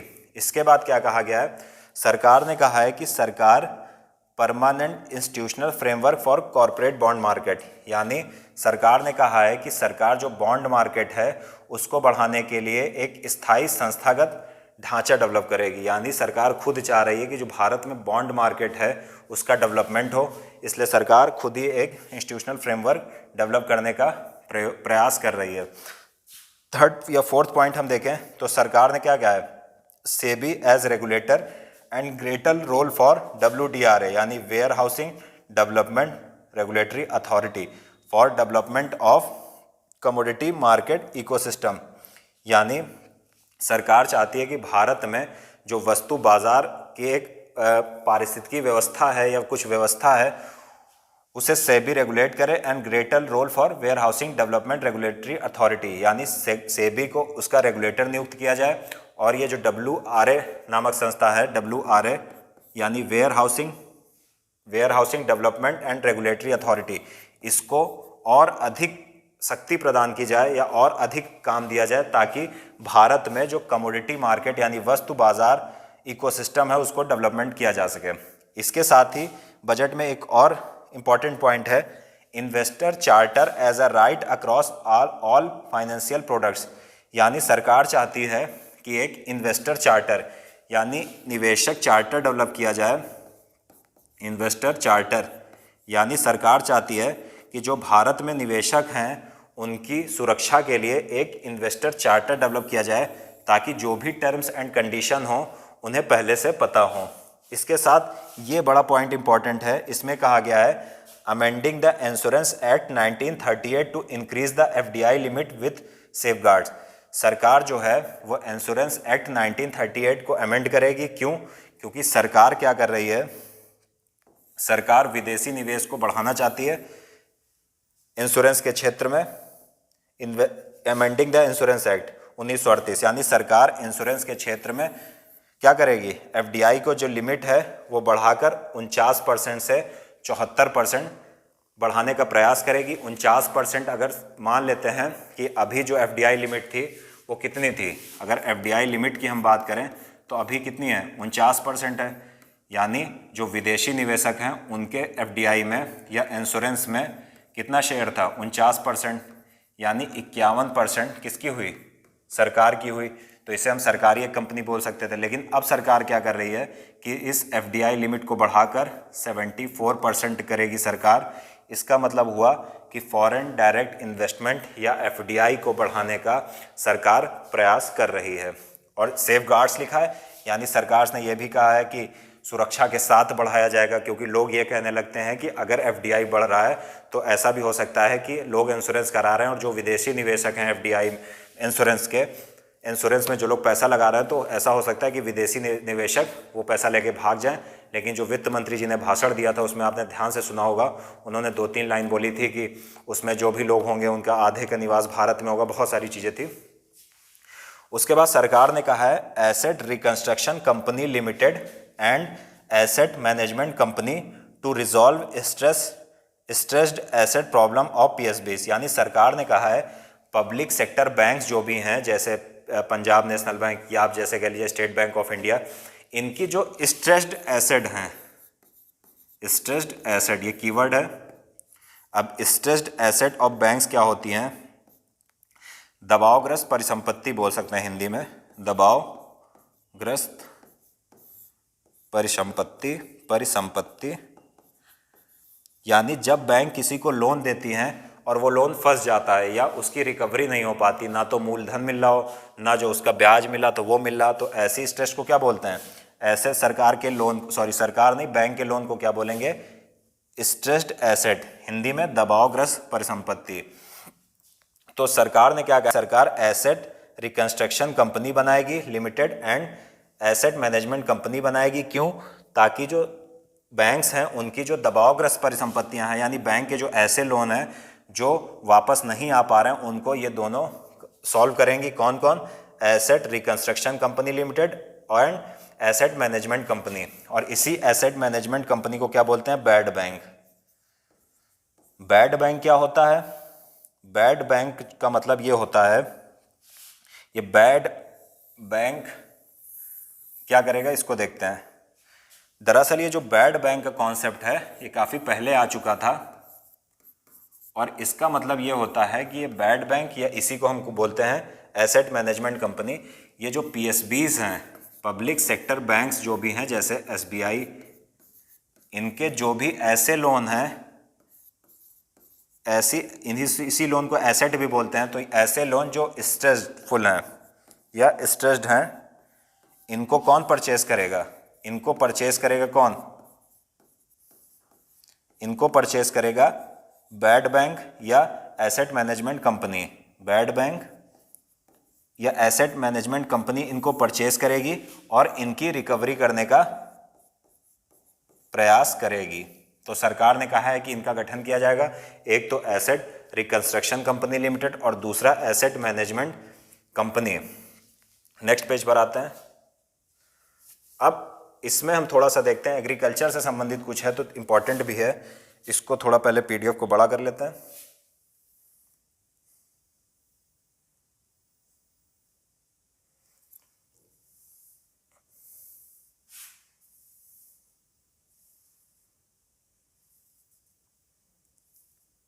अब अगर हम इसमें आए समावेशी विकास यानी इंक्लूसिव डेवलपमेंट में, तो इसमें हम देखते हैं इंक्लूसिव डेवलपमेंट यानी समावेशी विकास, और इसमें जो पहली बात है वो किससे रिलेटेड है, एग्रीकल्चर या कृषि से संबंधित है। तो सरकार ने कहा है extending coverage of Svamitva scheme to all state and duties. सरकार ने कहा है जो स्वामित्व स्कीम है सरकार की, जो शुरू की गई थी शायद पिछले वर्ष या उससे पहले वाले वर्ष में, तो उसमें सरकार ने कहा है कि जो स्वामित्व स्कीम है उसका विस्तार किया जाएगा या उसको एक्सपेंड किया जाएगा। कहाँ एक्सपेंड किया जाएगा, सभी राज्यों में और यूटीज़ में, यूनियन टेरिटरीज में। अब ये स्वामित्व स्कीम क्या होती है, स्वामित्व स्कीम इसलिए प्रारंभ की गई थी क्योंकि गांव में अक्सर ज़मीनों के लिए झगड़ा होता था। तो सरकार ने क्या कहा कि गांव में सबकी ज़मीन का एक सरकार ने कहा कि हम एक डॉक्यूमेंट बना के दे देंगे सबको, ताकि ये निश्चित हो जाए किसकी कहाँ पर ज़मीन है और गांव के झगड़े और बहुत सारी और समस्याओं का निपटारा किया जा सके। तो मतलब ये था, ये गांव की ज़मीन को लीगलाइज करने के लिए थी कौन सी स्कीम, स्वामित्व स्कीम। तो स्वामित्व स्कीम ड्रोन के माध्यम से इसमें भूमि सर्वेक्षण किया जाता था और उसके बाद डॉक्यूमेंट तैयार किए जाते थे सरकार के द्वारा, लीगल कागज़ तैयार होते थे कि कौन सी ज़मीन किसकी है। इसका मुख्य उद्देश्य यही था कि जो गांव में अक्सर ज़मीन को लेकर विवाद होते हैं कि किसी ने किसी की नाली काट दी या किसी ने किसी की मेड़ काट दी, तो वो ना हो। अगर दूसरा पॉइंट हम देखें, expansion of operation green scheme. अब ये ऑपरेशन ग्रीन स्कीम क्या है, आपको याद होगा शायद 2018 में के बजट के माध्यम से ऑपरेशन ग्रीन स्कीम लॉन्च की गई थी। क्यों, शुरुआत में इसको टॉप के लिए लॉन्च किया गया था, यानी टोमेटो, टमाटर, अनियन, प्याज, पोटैटो या आलू, यानी शुरुआत में ये ग्रीन स्कीम लॉन्च की गई थी। क्यों, ये जो तीन सब्जियां हैं टोमेटो, ऑनियन और पोटैटो, इनके जो उत्पादन करने वाले किसान हैं उनका संरक्षण किया जा सके। क्यों, क्योंकि डिमांड और सप्लाई मार्केट क्या होता है, जब प्रोडक्शन होता है तो सप्लाई मार्केट में इनकी बढ़ जाती है सब्जियों की, और अगर सप्लाई बढ़ गई तो इनका प्राइस क्या हो जाएगा। अगर सप्लाई जो है वो डिमांड से ज़्यादा हो गई तो जो इकोनॉमिक्स का रूल है वो क्या कहता है कि प्राइस कम हो जाना चाहिए।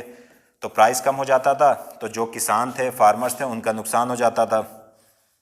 तो आपने देखा होगा कि अक्सर एमपी में आता था कि लोग प्याज सड़कों पर फेंक रहे हैं, ऐसे बहुत सारी घटनाएं आती थी। तो टमाटर फेंके जाते थे, तो सरकार ने इसके लिए क्या लॉन्च किया था 2018 के बजट में, ऑपरेशन ग्रीन। ठीक है, और इसी ऑपरेशन ग्रीन में ये जो खराब होने वाले चीज़ें थी, इनके अलावा कोविड के दौरान कुछ और आइटम्स को शामिल किया गया था। तो अभी सरकार क्या कह रही है कि पहले 3 चीज़ें थी, टमाटर, अनियन यानी प्याज और पोटैटो यानी आलू। फिर कोविड के टाइम पर कुछ आइटम्स को शामिल किया गया। अभी 22 पेरिशेबल प्रोडक्ट्स यानी खराब होने वाले 22 और प्रोडक्ट्स को इसमें शामिल किया गया है। क्यों, ताकि जो इसके उत्पादक किसान हैं उनका संरक्षण किया जा सके।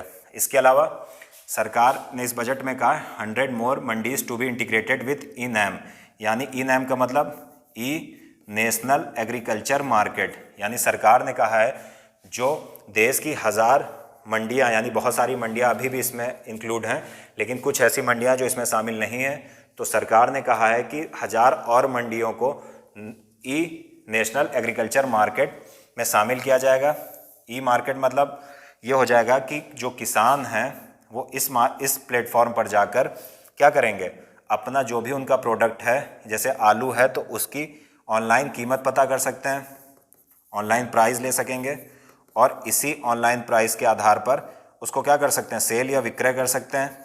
और जो व्यापारी होंगे या जो भी थोक खरीदार होंगे वो इसको क्या करेंगे, ऑनलाइन आकर ई नैम के माध्यम से परचेस करेंगे। तो इससे क्या फ़ायदा होगा कि कभी कभी जब फसल आती है तो एकदम से मार्केट में किसी एक सब्जी की आपूर्ति बहुत ज़्यादा बढ़ जाती है, तो ई नैम के माध्यम से क्या होगा कि जो किसान हैं वो ऑनलाइन जाकर अपनी फसल का जो उचित मूल्य है, जैसे गांव में क्या होता है कि उचित मूल्य नहीं मिल पाता है उनको, या उनको इतनी जानकारी नहीं होती है, जिस रेट पर कोई खरीदता है वो बेच कर चले आते हैं। तो सरकार ने क्या कहा है कि 1000 और मंडियों को ई नैम के अंतर्गत शामिल किया जाएगा या ई नैम में एकीकृत किया जाएगा।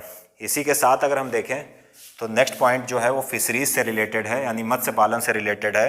सरकार कह रही है development of modern fishing harbours and fish landing centres. सरकार ने कहा है कि जो कुछ ऐसे पोर्ट जहां पर फिशिंग होती है वहां पर फिशिंग हार्बर्स को डेवलप किया जाएगा, यानी फिशिंग पोर्ट बनाए जाएंगे एंड फिश लैंडिंग सेंटर्स बनाए जाएंगे। अब ये फिश हार्बर्स वाले पोर्ट कैसे हो गए?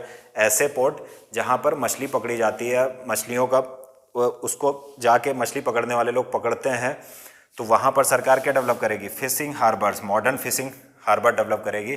जैसे आप कह सकते हो चेन्नई, विशाखापट्टनम, पारादीप उड़ीसा में ऐसे पोर्ट। इसी तरह सरकार ने कहा है multipurpose seaweed park to be set up in Tamil Nadu. सरकार ने कहा है कि मल्टीपर्पज़ सी वीड, यानी सी वीड को समुद्री घास भी बोलते हैं, और इसे कहीं कहीं पर आपको शैवाल भी मिल जाएगा। सी वीड का मतलब समुद्री घास। तो सरकार ने कहा है कि तमिलनाडु में एक मल्टीपर्पज़, यानी ऐसा मल्टीपर्पज़ का मतलब जिसके बहुउद्देश्य हो, बहुउद्देशिक सी वीड पार्क डेवलप किया जाएगा। इस सी वीड का प्रयोग क्या होता है समुद्री घास का? एक तो एनिमल फीडिंग होती है, एनिमल फीड, कॉस्मेटिक्स में इसका प्रयोग होता है, इसी तरह मेडिकल में भी इसका, इस समुद्री घास का प्रयोग होता है। अब बात बड़ी है क्योंकि कोरोना के टाइम पे जो सबसे ज़्यादा समस्या हुई थी वो किसको हुई थी? प्रवासी मजदूरों या माइग्रेंट लेबर्स को। तो अब हम वो देखते हैं कि सरकार इसके संदर्भ में क्या करने का प्रयास कर रही है। पीछे आते हैं, शायद वो पेज ही चला गया, चलिए आगे देखते हैं। अब वो मैं ऐसे ही बता देता हूं कि सरकार उनके संदर्भ में क्या करने का प्रयास कर रही है। एक मिनट,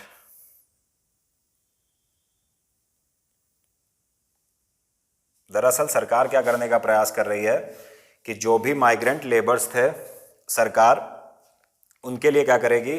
अब मैं ऐसे ही बता रहा हूँ क्योंकि शायद पेज चला गया है, कि जो माइग्रेंट लेबर थे, सरकार ने क्या कहा है कि उनके लिए वन रेशन वन कार्ड योजना चलाई जाएगी, जो पूरे लेबरों को कवर करेगी। इसका मतलब क्या हुआ कि कोई भी प्रवासी मजदूर मान लिया किसी एक राज्य का है, वो दूसरे राज्य में जाता है, तो सरकार क्या करेगी? सरकार वन रेशन वन कार्ड का मतलब ये हुआ कि वन नेशन वन कार्ड का मतलब कि वो किसी एक राज्य का राशन कार्ड लेकर कहीं भी जा सकता है और उसी कार्ड पर उसे सभी राज्य में राशन मिल जाएगा। दूसरी बात जो आती है वो ये आती है कि सरकार ने कहा है कि सरकार एक प्लेटफॉर्म डेवलप करेगी गिग वर्कर्स के लिए। अब गिग वर्कर्स क्या होते हैं? जैसे मैं कहूँ कि कोई कंपनी, अब जैसे पिछली बार अभी हाल ही में एक आर्टिकल आया था गिग वर्कर से रिलेटेड, कि कंपनियां जो हैं वो गिग वर्कर्स को क्या कर रही हैं? हायर करने का अधिक से अधिक प्रयास कर रही हैं। क्यों? क्योंकि जो गिग वर्कर्स होते हैं वो अनौपचारिक मजदूरी करते हैं, यानी कंपनियां चाहती हैं कि उनसे कांटेक्ट करें, उनसे काम करवाएं और उनसे फुर्सत मिल जाए उनको। मतलब कंपनियां अब परमानेंट लेबरों की या परमानेंट वर्कर्स की नियुक्ति नहीं कर रही हैं, क्योंकि उसके लिए उस पर फिर उनको बहुत कुछ देना पड़ता है, उनकी सामाजिक सुरक्षा या सोशल सिक्योरिटी की व्यवस्था करनी पड़ती है। तो कंपनियां क्या चाह रही हैं? कंपनियां ये चाह रही हैं कि जो भी वर्कर्स हैं, यानी गिग वर्कर्स हैं, उन्हीं के माध्यम से काम कराया जा सके, क्योंकि वो फ्रीलांस या कॉन्ट्रैक्ट आधारित काम करते हैं। तो सरकार ने कहा है कि एक प्लेटफॉर्म डेवलप किया जाएगा। क्यों? ताकि जो गिग वर्कर से संबंधित, यानी मैं कहूँ कि सरकार चाह रही है कि एक प्लेटफॉर्म डेवलप किया जाएगा ताकि जो गिग वर्कर से संबंधित जो भी जानकारियाँ हैं उस प्लेटफॉर्म से सरकार को मिल सकें। क्यों? ताकि सरकार जो है तो क्या कर सके, यानी सरकार उस प्लेटफॉर्म पर जाकर क्या कर सकती है कि अगर सरकार को एक ही प्लेटफॉर्म पर गिग वर्कर से संबंधित जो जानकारियां मिल रही हैं उसके माध्यम से सरकार योजनाएं बनाने में उनका क्या कर सकती है? प्रयोग कर सकती है। तो ये हो गया बात। उसके बाद सरकार ने कहा है कि अब जो है गिग वर्कर्स की भी सिक्योरिटी की व्यवस्था की जाएगी। सरकार ने क्या कहा है? सरकार ने कहा है कि जो भी अनौपचारिक मजदूर हैं उनकी सिक्योरिटी की व्यवस्था क्या होगा? उनकी सिक्योरिटी की व्यवस्था की जाएगी। तो चलिए देखते हैं आगे, थोड़ा ढूंढने का प्रयास करते हैं, शायद मिल जाए। अब देख लेते हैं, अभी फ़िलहाल जो मिला उसको डिस्कस कर लेते हैं। अब ये आ गया पेज, जैसा कि पिछले पेज में आपने देखा था कि पिछली वीडियो में मैंने कई बातें की थी, तो उसको देखते हैं।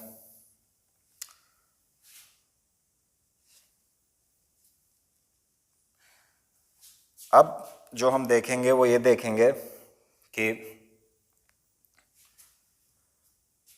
एक मिनट,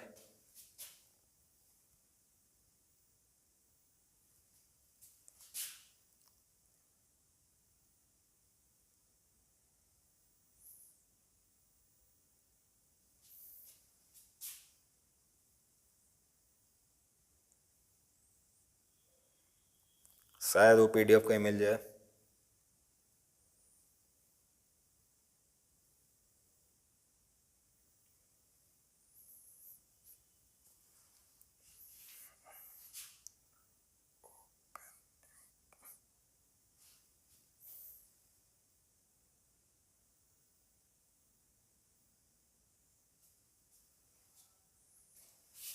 शायद अब काम हो जाए, देख लेते हैं, एक मिनट।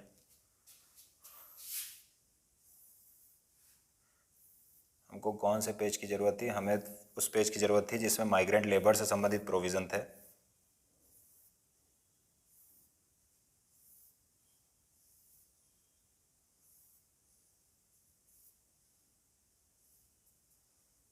हमें कौन सा चाहिए पेज जिसमें माइग्रेंट लेबर से? मिल गया पेज। अगर हमें अब जो बात करनी है वो इस पर करनी है, थोड़ा सा देख के काम करना पड़ेगा क्योंकि वो चला गया था पेज। अभी तक हमने यहाँ तक की बात कर ली थी कि एक मल्टीपर्पज़ सीवीड पार्क तमिलनाडु में स्थापित किया जाएगा।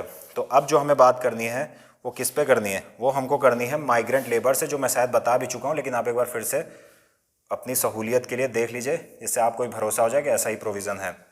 तो सरकार ने क्या कहा है मैं बता चुका हूँ, 1 नेशन 1 रेशन कार्ड, मतलब सरकार एक राष्ट्र एक राशन कार्ड का प्रोविज़न करेगी, ठीक है। और उसको कहाँ पर लागू करेगी? 32 राज्यों और संघ शासित प्रदेशों में, ताकि जो प्रवासी मजदूर या माइग्रेंट लेबर हैं, अगर वो एक राज्य के हैं और दूसरे राज्य में काम की तलाश में जाते हैं, तो उसी राशन कार्ड के आधार पर उनको क्या मिल जाए? उनको राशन मिल जाए। इसी तरह a portal to be launch for gig building and construction workers, यानी जो भी अनौपचारिक मजदूर हैं या अनौपचारिक मजदूर से संबंधित नीतियों को बनाने के लिए सरकार को एक पोर्टल विकसित करेगी, ताकि अगर सरकार इस पोर्टल पर आकर इस टाइप के जो गिग वर्कर्स हैं इनके संदर्भ में जानकारी प्राप्त करेगी, और उस जानकारी का प्रयोग सरकार क्या करेगी? योजनाओं को बनाने में करेगी प्रयोग, जिससे जो योजनाएं बने उससे गिग वर्कर्स को अधिक से अधिक फ़ायदा हो सके। अब सरकार ने क्या कहा कि जो कंपनियां आजकल लाभ देख रही हैं, कंपनियां यह चाहती हैं कि परमानेंट लेबर या स्थायी लेबर की नियुक्ति या वर्कर की नियुक्ति ना की जाए। क्यों? क्योंकि अगर स्थायी लेबर की नियुक्ति की जाएगी तो कंपनियों को सामाजिक सुरक्षा से संबंधित प्रोविज़न फॉलो करने पड़ेंगे, उसमें सामाजिक सुरक्षा संबंधित जो अंशदान होता है उसको देना पड़ेगा। तो कंपनियां क्या कर रही थी? फ्रीलांस पर काम करा रही थी या कॉन्ट्रैक्ट बेस पर गिग वर्कर से काम करा रही थी। तो सरकार ने क्या कहा इस बजट के माध्यम से कि अब कंपनियों को नियंत्रित करने के लिए गिग वर्कर्स पर भी सोशल सिक्योरिटी बेनिफिट्स लागू होंगे, यानी गिग वर्कर्स जो कॉन्ट्रैक्ट आधारित या फ्रीलांस पर काम कर रहे हैं उन पर भी सामाजिक सुरक्षा के जो प्रावधान हैं वो लागू होंगे या सामाजिक सुरक्षा का उन्हें लाभ मिलेगा। अब नेक्स्ट पेज पर अगर हम आए तो हम देखते हैं कि ह्यूमन कैपिटल या मानव पूंजी से संबंधित है। मानव पूंजी क्या होती है? अगर व्यक्ति को योग्य बनाया जाए तो अर्थव्यवस्था में भाग लेता है, और उसे हम क्या जानते हैं? मानव पूंजी या ह्यूमन कैपिटल। तो इसमें क्या कहा गया है? इसमें बड़ा इंपॉर्टेंट है, revamped post matric scholarship scheme for welfare of scheduled caste, यानी सरकार ने कहा है कि जो 10वीं के बाद एक स्कॉलरशिप दी जाती थी शेड्यूल्ड कास्ट के बच्चों को, उसको फिर से पुनः प्रारंभ किया जाएगा। दूसरी बात, सरकार ने कहा है कि 100 न्यू सैनिक स्कूल्स, यानी 100 नए सैनिक स्कूल प्रारंभ किए जाएंगे, और सैनिक स्कूल मिनिस्ट्री ऑफ डिफेंस या रक्षा मंत्रालय के अंतर्गत आते हैं। इसी तरह सरकार ने कहा है 75 Eklavya school in tribal areas. सरकार ने कहा है कि जो भी जनजातीय क्षेत्र हैं उसमें 750 एकलव्य स्कूल खोले जाएंगे। एकलव्य स्कूल जनजातीय क्षेत्रों में खोले जाते हैं ताकि जो जनजातीय लोग हैं उनके बच्चों को पढ़ाया जा सके। एक इसमें प्रोविज़न नहीं है, जब आप बजट की हार्ड कॉपी पढ़ेंगे जिसमें 60 से 70 पेज हैं तो उसमें यह भी लिखा हुआ है कि सरकार जो है वो इसी में एजुकेशन में लेह में एक यूनिवर्सिटी, सेंट्रल यूनिवर्सिटी बनाएगी। अब अगर हम ये देखें स्किल यानी कौशल विकास के संदर्भ में इस बजट में सरकार के क्या प्रोविज़न है तो ये देख लेते हैं।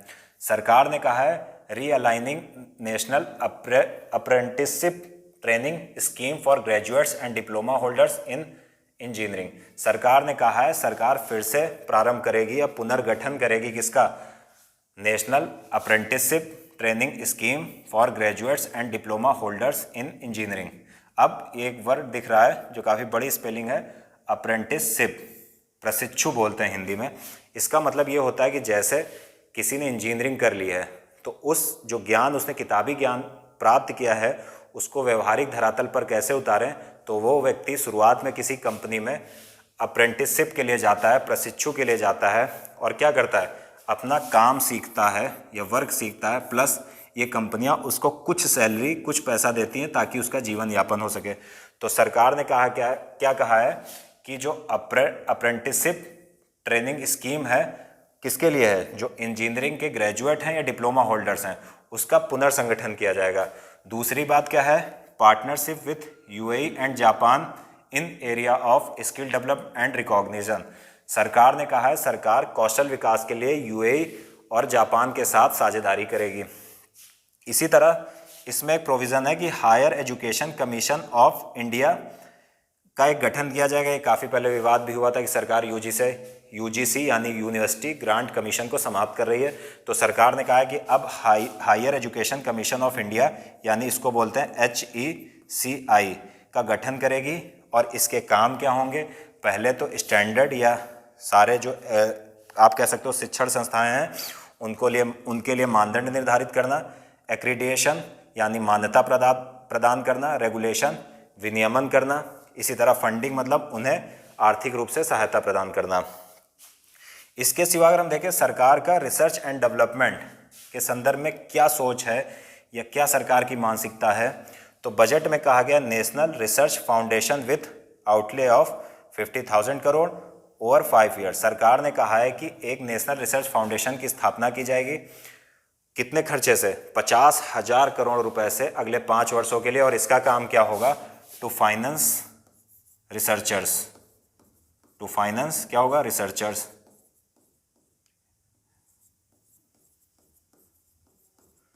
यानी जो भी रिसर्च लोग कर रहे हैं उनको फाइनेंस करने के लिए, उनको वित्त की कमी ना हो उसे प्रदान करने के लिए एक नेशनल रिसर्च फाउंडेशन बनाया जाएगा।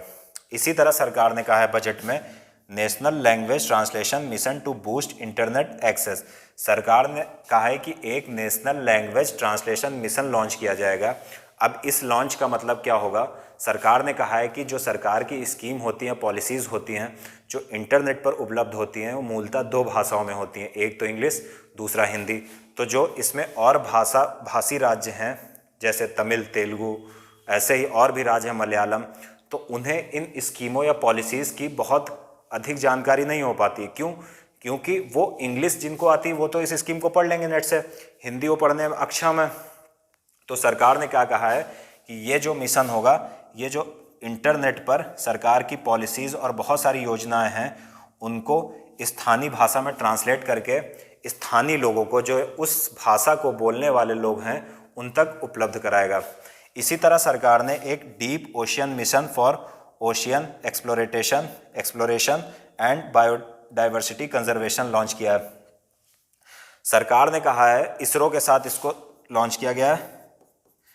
तो सरकार इसरो के साथ डीप ओशियन मिशन, यानी अगर भारत सरकार का मंत्रालय देखें तो मिनिस्ट्री ऑफ अर्थ साइंस या पृथ्वी विज्ञान मंत्रालय इसरो के साथ डीप ओशियन मिशन लॉन्च कर रही है, मिनिस्ट्री ऑफ अर्थ साइंस। और इसका मतलब क्या होगा कि इस उद्देश्य क्या होगा कि ये जो मिशन है ये समुद्री नितल पर, यानी समुद्री नितल पर क्या करेगी, जो इम्पॉर्टेंट खनिज है जैसे मैग्नीशियम, कोबाल्ट, ऐसे खनिजों को प्राप्त करेगी और साथ ही साथ बायोडाइवर्सिटी कंजर्वेशन यानी जैव विविधता की रक्षा करेगी या जैव विविधता का संरक्षण करेगी। चलिए नेक्स्ट पेज पर आते हैं। अगर हम नेक्स्ट पेज की बात करें तो ये जो नेक्स्ट पेज है इसको भी देख लेते हैं एक बार।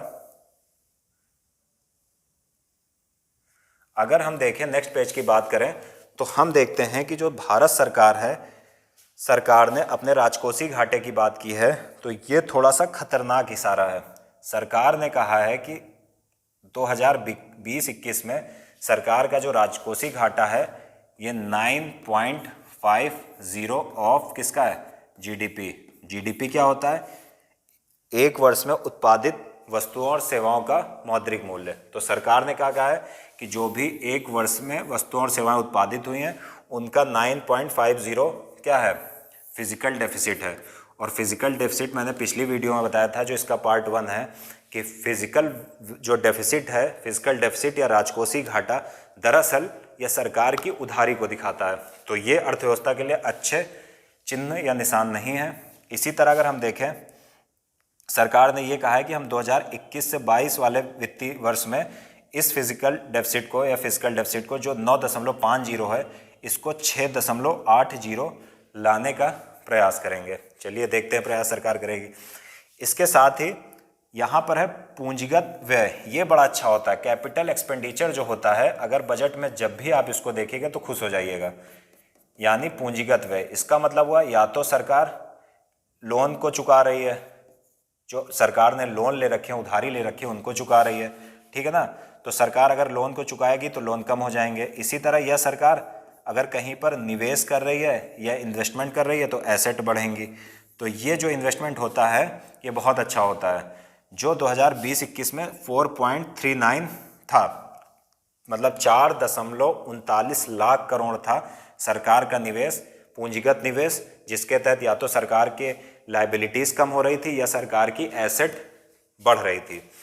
जो सरकार का इस वर्ष में लक्ष्य है या 2021 या 22 वाला, जो 2021 से 22 वाला वित्तीय वर्ष है, इसमें सरकार कैपिटल एक्सपेंडिचर को बढ़ाना चाहती है। क्यों बढ़ाना चाहती है, पिछली वीडियो देखिए, उसमें बताया है मैंने कि सरकार जो है वो कैपिटल एक्सपेंडिचर को बढ़ाना चाहती है क्योंकि इससे या तो सरकार की लायबिलिटीज़ कम होती हैं, दायित्व कम होते हैं, या सरकार की एसेट बढ़ती है, परिसंपत्ति बढ़ती है। चलिए नेक्स्ट पेज पर आते हैं। अब देखते हैं कुछ टैक्स प्रपोजल्स हुए हैं, टैक्स के संदर्भ में सरकार ने कुछ क्या किया है ये देख लेते हैं। तो अगर हम टैक्स के संदर्भ में देखें कि सरकार ने क्या किया है तो ये बड़ा इंपॉर्टेंट है क्योंकि मजेदार भी है थोड़ा सा मामला। तो हमको देखना है कि सरकार ने टैक्स प्रपोजल के संदर्भ में या टैक्स के संदर्भ में क्या किया है। पहली बात तो सरकार ने बताया है कि जो लोग इनकम टैक्स फाइलर्स हैं, इनकम टैक्स भर रहे हैं, वो कितने लोग हैं, इनकम टैक्स रिटर्न दाखिल कर रहे हैं, ये लगभग आप देखिए तो लगभग 6.5 करोड़ लोग भारत में इनकम टैक्स भरते हैं या इनकम टैक्स रिटर्न फाइल करते हैं। अब ये जो प्रोविज़न है ये बड़ा मज़ेदार प्रोविज़न है। क्यों? क्योंकि समझते हैं, सरकार ने कहा exemption from filing income tax return for senior citizen 75 years and above who only have pensions and interest income, the paying bank will deduct the necessary tax on their income। सरकार कह रही है कि जो 75 वर्ष या उससे अधिक उम्र के लोग हैं उन्हें अब ITR फाइल नहीं कर पाएगा, मतलब उन्हें अब इनकम टैक्स रिटर्न फाइल नहीं करना पड़ेगा। तो यहाँ पर दो टर्मिनोलॉजी है, उनका मतलब समझिए, एक तो टैक्स पेमेंट या इनकम टैक्स पेमेंट और दूसरा इनकम टैक्स रिटर्न। ये क्या होता है? सरकार कह रही है कि जो 75 वर्ष या उससे अधिक आयु के लोग हैं उनको इनकम टैक्स रिटर्न नहीं फाइल करना पड़ेगा। ये क्या होता है? इनकम टैक्स रिटर्न का मतलब होता है कि सरकार को अपनी आय की जानकारी देना,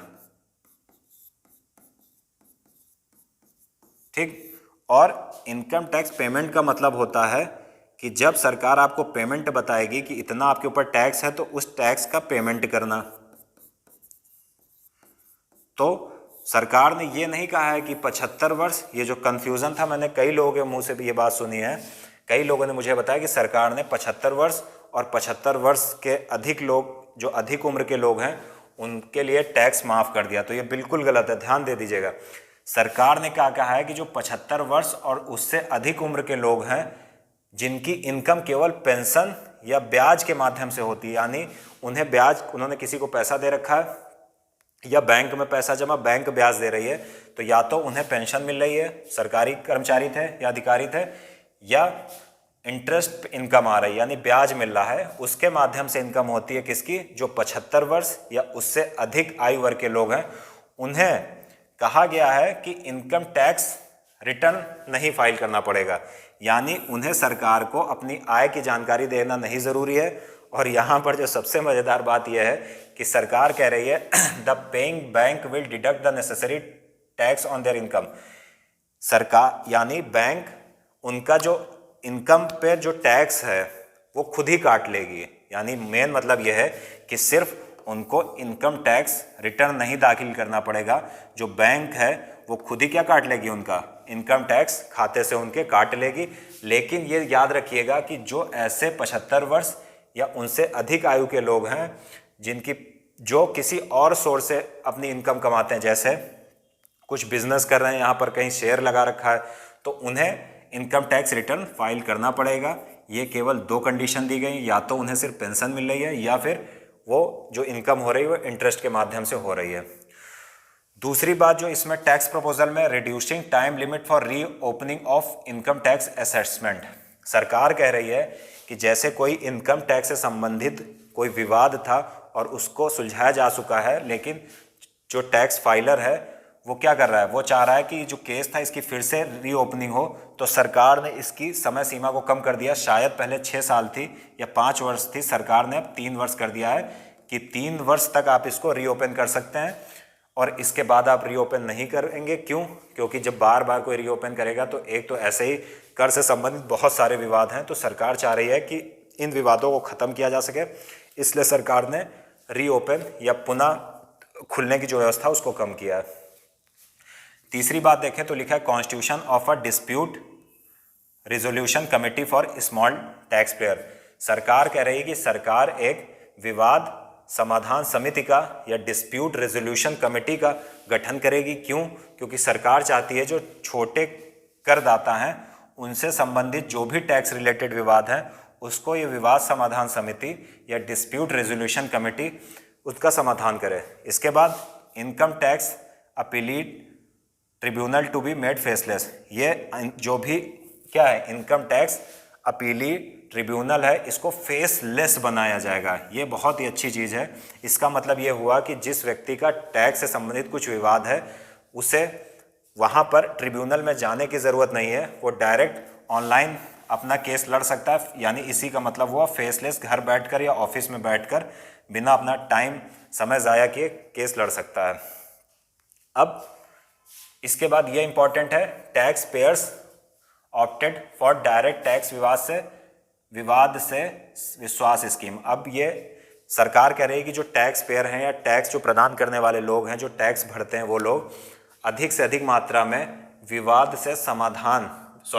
से विश्वास स्कीम को अडॉप्ट कर रही है, उसको स्वीकार कर रही है। अब ये विवाद से समाधान स्कीम क्या थी कि सरकार ने एक स्कीम लॉन्च की थी कि जिन लोगों का टैक्स से रिलेटेड कोई विवाद है, अगर वो इस स्कीम को ले लेते हैं, विवाद से विश्वास स्कीम को, तो उन्हें जो टैक्स का जो टैक्स है उन्हें सिर्फ वही भरना पड़ेगा। इस पे जो इंटरेस्ट या आप कह लो पेनाल्टी, अर्थदंड, वो नहीं देना पड़ेगा। यानी जिस राशि को लेकर, जिस कर की राशि को लेकर विवाद है, सिर्फ वही देना पड़ेगा, ना कि वो राशि देनी पड़ेगी जो देरी के कारण पेनाल्टी लगाई गई है या कुछ और। तो क्या हुआ है कि इससे लोगों को सहूलियत हुई है और उन्होंने विवाद से विश्वास स्कीम को एक्सेप्ट किया और धीरे धीरे इसको स्वीकार करने वाले लोगों की संख्या बढ़ रही है। इंक्रीज, ये बेकार है, ये देख लेते हैं। Eligibility for claiming tax holiday for startup propose to be extended by 1 more year। सरकार ने जो पिछले साल जो स्टार्टअप लोग स्टार्ट कर रहे थे उनके लिए 1 साल के लिए टैक्स हॉलीडे या टैक्स ना लेने की बात की गई थी, सरकार ने एक्सटेंडेड बाय 1 more year, यानी जो स्टार्टअप हैं उनके लिए टैक्स हॉलीडे को 1 वर्ष के लिए और बढ़ा दिया गया है। ये बड़ा इंपॉर्टेंट है। additional deduction of 1.5 lakh shall be available for loans taken up till 31 March 2020 for purchasing of affordable houses। Affordable houses मतलब ऐसे हाउस जिनकी कीमत एक निश्चित होती है, सरकार ने उसको निर्धारित भी किया है। उस पर क्या हो रहा था कि जो लोग अफोर्डेबल हाउस खरीद रहे थे तो सरकार रियल एस्टेट सेक्टर को बूस्ट करने के लिए और लोगों को वहनी घर प्रदान करने के लिए उनके जो लोन होता था वो लेते थे, उस पर ब्याज पर या इंटरेस्ट पर 1.5 लाख रुपए तक की सहायता कर देती थी, 1.5 लाख की तक की सहायता। तो उसका समय खत्म हो रहा था, तो सरकार ने क्या किया है कि अफोर्डेबल हाउसेस या वहनी जो घर लेने की जो समय अवधि है उसको 31 मार्च 2022 तक कर दिया गया है।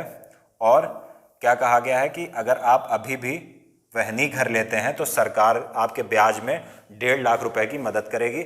लेकिन इसका प्रभाव इकोनॉमी में कितना होगा ये थोड़ा सोचने वाली बात है, क्योंकि कोविड के पहले आप जब लोगों के पास पैसा था तो शायद तब भी वो इन्वेस्टमेंट नहीं कर रहे थे। तो कोविड के बाद जब जनता थोड़ा सा सहमी हुई है कि फिर से ना ये आ जाए या कोई ऐसी और बीमारी ना आ जाए, तो इन्वेस्टमेंट कितना होगा ये भविष्य में पता चलेगा। अब इसमें अगर इम्पोर्टेंट पॉइंट नीचे देख लेते हैं तो इसमें एक ये इम्पोर्टेंट पॉइंट है, support to MSME hit by recent sharp rise in iron and steel prices and relief to metal recycle. सरकार जो है वो क्या micro small and medium enterprises जो आयरन यानी लोहे और स्टील के जो कीमत बढ़ी हैं उससे क्या हो रहा है, ये MSMEs micro small and medium enterprises को बड़ा नुकसान हो रहा है। तो सरकार ने क्या किया है, सरकार ने कहा है कि सरकार इनको सपोर्ट करेगी। Support to MSMEs hit by recent sharp rise in iron and steel prices and relief to metal recycler.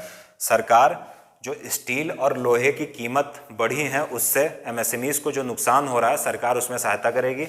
इसके बाद सरकार ने कहा है rationalisation of duties on raw material inputs to man made textile, यानी जो मानव के द्वारा निर्मित वस्त्र होते हैं, सरकार ने कहा है उस पर उसके जो रॉ मटेरियल होते हैं, उसके जो कच्चे माल होते हैं, उस पर जो सरकार ड्यूटी लगा रही थी सरकार उसको युक्तिसंगत बनाएगी। इसी तरह अगर हम नेक्स्ट देखें तो सरकार ने कहा है कि rationalisation of custom duty on gold and silver. सरकार सोने और चांदी पर जो भी सीमा शुल्क या कस्टम ड्यूटी लेती थी उसको कम करेगी। किसके लिए? सोने और चांदी के आयात करने पर सरकार जो लगभग मुझे याद आ रहा है पहले 12.5% के करीब क्या लेती थी, कस्टम ड्यूटी या सीमा शुल्क लेती थी, अब लगभग 7.5% के करीब लेगी। इसी तरह सरकार ने क्या किया है, increase in duty on solar inverters and lanterns to promote domestic production. सरकार ने जो भी सौर ऊर्जा से संचालित या सोलर इन्वर्टर और लालटेन हैं उनके घरेलू प्रोडक्शन या उत्पादन को बढ़ावा देने के लिए इनके आयात पर ड्यूटी को यानी कर को इंक्रीज कर दिया है। इसी तरह ये बड़ा इंपॉर्टेंट चीज़ है, सरकार ने कृषि इंफ्रास्ट्रक्चर पर विशेष ध्यान दिया है और इसके लिए सरकार ने कहा एक डेवलपमेंट सेस या स्मॉल नंबर ऑफ आइटम्स, यानी सरकार ने कहा है कि कृषि क्षेत्र के इंफ्रास्ट्रक्चर को डेवलप करने के लिए सरकार एक सेस लगाएगी, उपकर लगाएगी। सेस क्या होता है? सेस को सामान्य शब्दों में टैक्स ऑन टैक्स बोलते हैं, यानी टैक्स और टैक्स के ऊपर जब सरकार टैक्स लगाती है तो क्या होता है, इसे सेस बोलते हैं। और इससे क्या होता है, सरकार किसी खास विशेष उद्देश्य के लगाती है और उसी उद्देश्य पर उसको खर्चा करती है। तो सरकार ने कहा है कि कृषि इंफ्रास्ट्रक्चर को डेवलप करने के लिए सरकार सेस लगाएगी और सरकार ने साथ में जो सामान्य लोग हैं उनकी परेशानियों का समाधान करते हुए ये भी बताया था कि ये जो सेस लगने के बाद जो उन गुड्स एंड सर्विसेज की कीमत में कोई खास परिवर्तन नहीं आएगा। जैसे बात हो रही है कि शायद पेट्रोल डीजल पर लगेगा, तो सरकार ने कहा है कि हम कस्टम ड्यूटी को या एक्साइज ड्यूटी को कम करेंगे। जैसे पेट्रोल डीजल में तो एक्साइज ड्यूटी क्या लगेगी, उत्पादन शुल्क, कस्टम ड्यूटी लगेगी क्योंकि हम उसको मिडिल ईस्ट से इंपोर्ट करते हैं। तो सरकार ने क्या कहा है कि सरकार ने कहा है कि हम कस्टम ड्यूटी को कम करेंगे और सेस लगाएंगे, जिससे क्या होगा, इस सेस का प्रभाव जनता पर नहीं पड़ेगा। आगे देखते हैं। अब ये पेज बड़ा मेन होता है, इससे आपको पता चलेगा कि सरकार के पास पैसा आता कहाँ से है। ये बड़ी खास बात होती है, एग्जाम में पूछ देते हैं कि सरकार को सबसे ज़्यादा पैसा या रेवेन्यू कहाँ से जनरेट होता है। तो रुपीस कम इन, यानी जो पहला पेज इसका है उसमें क्या लिखा है, रुपीस कम इन, यानी पैसा कहाँ से आता है। तो सबसे पहले देखिए सबसे बड़ी राशि हमको दिखी बोरोइंग्स एंड अदर लाइबिलिटीज, यानी उधारी से और अन्य लाइबिलिटीज से या दायित्वों से 36% आता है। तो क्या 36% कहीं और है? तो सरकार को या सरकार के पास सबसे ज़्यादा पैसा कहाँ से आता है, यह थोड़ा सोचनीय विषय है कि सरकार सबसे ज़्यादा पैसा उधारियों से आता है। दूसरी बात हम करें कि सरकार को सबसे ज़्यादा पैसा कहाँ से मिलता है, तो सरकार को दूसरे नंबर पर रेवेन्यू रेसिप्ट, मैंने पिछली वीडियो में डिस्कस किया था, राजस्व प्राप्ति, जिसमें इनडायरेक्ट टैक्स जीएसटी के माध्यम से प्राप्त होता है। तो नंबर 2 पर जीएसटी से सरकार के पास पैसा आता है। इसी तरह अगर हम नंबर 3 की बात करें तो नंबर 3 पर इनकम टैक्स के माध्यम से सरकार के पास पैसा आता है। इसी तरह अगर हम नंबर 4 की बात करें तो corporation tax number 4, corporate tax से नंबर 4 पर सरकार के पास पैसा आता है। अब जब हमने पिछली वीडियो में रेवेन्यू रेसिप्ट या राजस्व प्राप्ति की बात की थी तो उसे हमने 2 भागों में विभाजित किया था, एक टैक्स और नॉन टैक्स। तो नॉन टैक्स में क्या हो गया, एस्चीट हो गई, या फिर आप कह सकते हो नॉन टैक्स में पेनाल्टी हो गई। तो उन सबसे सरकार के पास पैसा कितना आता है, 6% आता है, ठीक है ना।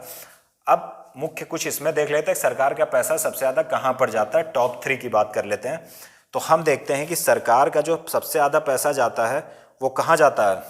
अगर सरकार सबसे ज़्यादा उधार ले रही है तो इसका मतलब है कि भविष्य में सरकार को सबसे ज़्यादा क्या देना पड़ेगा, भुगतान करना पड़ेगा, ब्याज भुगतान करना पड़ेगा। तो चूंकि उधार सबसे ज़्यादा है इसलिए पैसा सबसे ज़्यादा कहाँ जाएगा, पैसा इसलिए सबसे ज़्यादा किस में जाएगा, पैसा जाएगा ब्याज भुगतान में, कितना, 20%। इसी तरह अगर हम नंबर 2 पे देखें पैसा कहाँ जा रहा है, तो नंबर 2 पे जा रहा है जो राज्यों को सरकार क्या देती है, सरकार जो टैक्स वसूलती है उसमें राज्यों को उनका हिस्सा प्रदान करती है। State share of taxes and duties वो 16% है और इंटरेस्ट पेमेंट 20% है। तो नंबर 2 पे पैसा सरकार कहाँ जाता है, वो राज्यों को दिया जाता है। इसी तरह नंबर 3 पे क्या होता है, सेंट्रल सेक्टर स्कीम, यानी जो सेंट्रल सेक्टर स्कीम होती है, स्कीम 2 तरह की होती है, एक सेंट्रल स्पॉन्सर्ड स्कीम और सेंट्रल सेक्टर स्कीम, यानी 2 तरीके की स्कीम, एक सेंट्रल सेक्टर और दूसरी सेंट्रल स्पॉन्सर्ड। अंतर ये होता है कि जो सेंट्रल सेक्टर की स्कीम होती है इसमें 100% जो फंडिंग होती है वो केंद्र सरकार करती है। इसमें जो फंडिंग होती है वो स्टेट गवर्नमेंट भी करती है, सेंट्रल गवर्नमेंट भी करती है। तो जो मिलकर करते हैं खर्चा उसको बोलते हैं स्पॉन्सर्ड, प्रायोजित, और जो केंद्रीय क्षेत्र की स्कीमें होती हैं उनको बोलते हैं जिसमें पूरा पैसा केंद्र सरकार का लगा होता है, उसे बोलते हैं सेंट्रल सेक्टर स्कीम। तो ऐसे हमने देख लिया। इसी तरह और भी बहुत चीज़ें, तो मेनली ये समझना है कि जो पैसा भारत में या सरकार के पास सबसे ज़्यादा आता है वो कहाँ से आता है, पहले उधारी से, फिर नंबर 2 पर अगर आप जाओ तो जीएसटी से, नंबर 3 पर इनकम टैक्स, नंबर 4 से कॉरपोरेट टैक्स, ऐसे ही आता है। और जाता कहाँ पर है, सबसे ज़्यादा ब्याज भुगतान, नंबर 2 जो राज्यों को शेयर दिया जाता है टैक्सों का, और नंबर 3 सेंट्रल सेक्टर स्कीम। ये पेज भी हो गया। चलिए आगे आते हैं। अब अगर हम नेक्स्ट पेज पर आएँ तो ये इस पेज को देखने से बजट एट अ ग्लांस देखने पर हमें बजट के कुछ मुख्य बिंदु मतलब देखने पर हमें पिछली वीडियो की काफ़ी सहायता मिलेगी, इसीलिए मैंने पिछली वीडियो को पहले डिस्कस कर लिया था। तो चलिए देखते हैं, इसको बड़ा कर लेते हैं पीडीएफ को पेज का। अब आप ये देखिए कि पिछली वीडियो में हमने ये सारे कॉन्सेप्ट समझे थे, मैंने इसीलिए उसको डिस्कस किया था कि रेवेन्यू रेसिप्ट क्या होती है, यानी राजस्व प्राप्तियाँ, capital receipts, revenue expenditure, capital expenditure, चारों हमने कॉन्सेप्ट समझ लिया तो हम उस पर बात नहीं करेंगे। हम देखेंगे कि जो सरकार की राजस्व प्राप्ति हैं 21-22 में, जो सरकार का अनुमान है कि जो 21-22 वाला वित्तीय वर्ष है उसमें हमें कितना पैसा आने वाला है रेवेन्यू रेसिप्ट्स या राजस्व प्राप्तियों से, वो है 17,88,424 करोड़ रुपए। ठीक है, तो बहुत बड़ी रकम आ रही है। इसी तरह अगर हम देखें कैपिटल रेसिप्ट में कितना पैसा सरकार के पास आएगा, 16,94,812, शायद कुछ धुंधला है तो एक आधे टर्म की या नंबर की गलती हो सकती है। इसी तरह अगर हम रेवेन्यू एक्सपेंडिचर की बात करें, राजस्व खर्चे के, जैसे वेतन हो गया या आप कह लो पेंशन हो गया, तो ये कितना है, जो दिख रहा है मुझे शायद धुंधला सा दिख रहा है, 2929 1 10 100,000 10,000 लाख 10 लाख यानी 29,29,000 करोड़। ये क्या है? रेवेन्यू एक्सपेंडिचर है, यानी राजस्व व्यय है। अब अगर हम देखें कैपिटल एक्सपेंडिचर या पूंजीगत व्यय की, तो ये क्या है? ये 21-22 में सरकार ने अनुमान लगाया है कि 5,54,236 करोड़ रुपए होगा। अब ये समझना है, पिछली वीडियो में हम विस्तार से चर्चा कर चुके हैं कि जो कैपिटल रिसिप्ट्स होती हैं ये खराब होती हैं अर्थव्यवस्था के लिए। क्यों? क्योंकि इनकी प्राप्ति दो तरीके से होती है मुख्यतः। या तो सरकार किसी से उधार ले, लोन ले, ठीक है, वो हमने देखा कि सरकार बहुत अधिक बोरोइंग कर रही है। दूसरा, सरकार की PSUs हैं, पब्लिक सेक्टर अंडरटेकिंग्स हैं, सरकार की जो कंपनियां हैं उससे अपनी अंशधारिता को कम करे, अपने शेयर को कम करे। वो किस में आती हैं? कैपिटल रिसिप्ट्स, और वो दोनों नुकसान देती हैं, हम पिछली वीडियो में डिस्कस कर चुके हैं। तो ये अर्थव्यवस्था के लिए अच्छा नहीं होता है। इसी तरह हम देखें रेवेन्यू जो एक्सपेंडिचर होते हैं ये भी खराब होते हैं, क्योंकि ना तो इससे लायबिलिटी कम होती है और ना ही इससे एसेट क्रिएशन होता है। तो ये जो दोनों हैं ये बहुत खराब होते हैं अर्थव्यवस्था के लिए। और जो कैपिटल एक्सपेंडिचर होते हैं, पूंजीगत खर्चे होते हैं, इनसे या तो लायबिलिटीज, दायित्व तो कम होते हैं, या परिसंपत्ति या एसेट क्रिएशन या परिसंपत्ति का निर्माण होता है। तो ये बहुत अच्छे होते हैं। सरकार रेवेन्यू रिसिप्ट भी सरकार के लिए ठीक होते हैं, क्योंकि सरकार इसको प्राप्त करने के कारण सरकार के ऊपर किसी भी तरह का कोई दायित्व तो नहीं बढ़ता, लायबिलिटी नहीं बढ़ती, ना ही सरकार की कोई एसेट कम होती है। तो ये हमने समझ लिया। अब नेक्स्ट पेज पर अगर हम चलें तो सरकार ने कुछ जो बड़ी स्कीमें हैं जिस पे सरकार का मेजर एलोकेशन है वो देख लेते हैं। अब अगर आप यहाँ पर देखिए तो सरकार ने मनरेगा पर 73,000 करोड़ रुपए एलोकेट किए हैं। सरकार ने कितना एलोकेट किया है? 73,000 करोड़। किस पे? मनरेगा पर। मनरेगा मतलब क्या होता है? 100 दिन का अकुशल रोजगार प्रदान किया जाता है जो अकुशल श्रमिक होते हैं गाँव को, और 220 रुपये प्रतिदिन की दर से। इसी तरह PM किसान स्कीम के तहत सरकार ने कितना आवंटित किया है? 2021-22 देखिए तो सरकार ने लगभग 60,000-70,000 करोड़ के बीच में कोई राशि आवंटित की है। PM किसान क्या थी? जैसा कि आपको पता होगा कि इसमें 6,000 रुपये का जो भुगतान था वो 3 किस्तों में किया जाता था, यानी 3 किस्तों में किसानों के खातों में किया जाता था, ठीक है ना। और ये किन किसानों को मिलता था? जिनके पास 2 हेक्टेयर से कम ज़मीन होती थी। तो 2 हेक्टेयर से जिनके पास कम ज़मीन थी उनको PM किसान स्कीम के तहत एक वर्ष में 6,000 रुपये सरकार भेजती थी, ताकि वो अपनी जो कृषि से संबंधित गतिविधियां हैं उनको संचालित कर सकें। और इन्हें 3 किस्तों में भेजा जाता था, यानी 2,000 रुपये की 3 किस्तें भेजी जाती थी। 2 यानी 6,000 रुपये।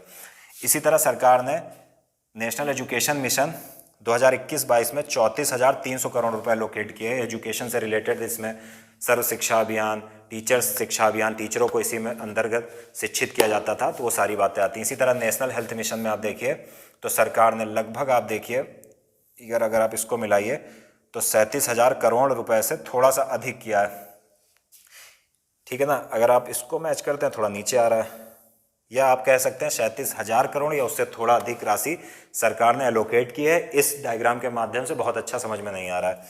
जल जीवन मिशन के ऊपर अगर आप देख लीजिए कि सरकार ने 2021-22 में कितना खर्चा किया है, तो इसमें भी एलोकेशन हुआ है।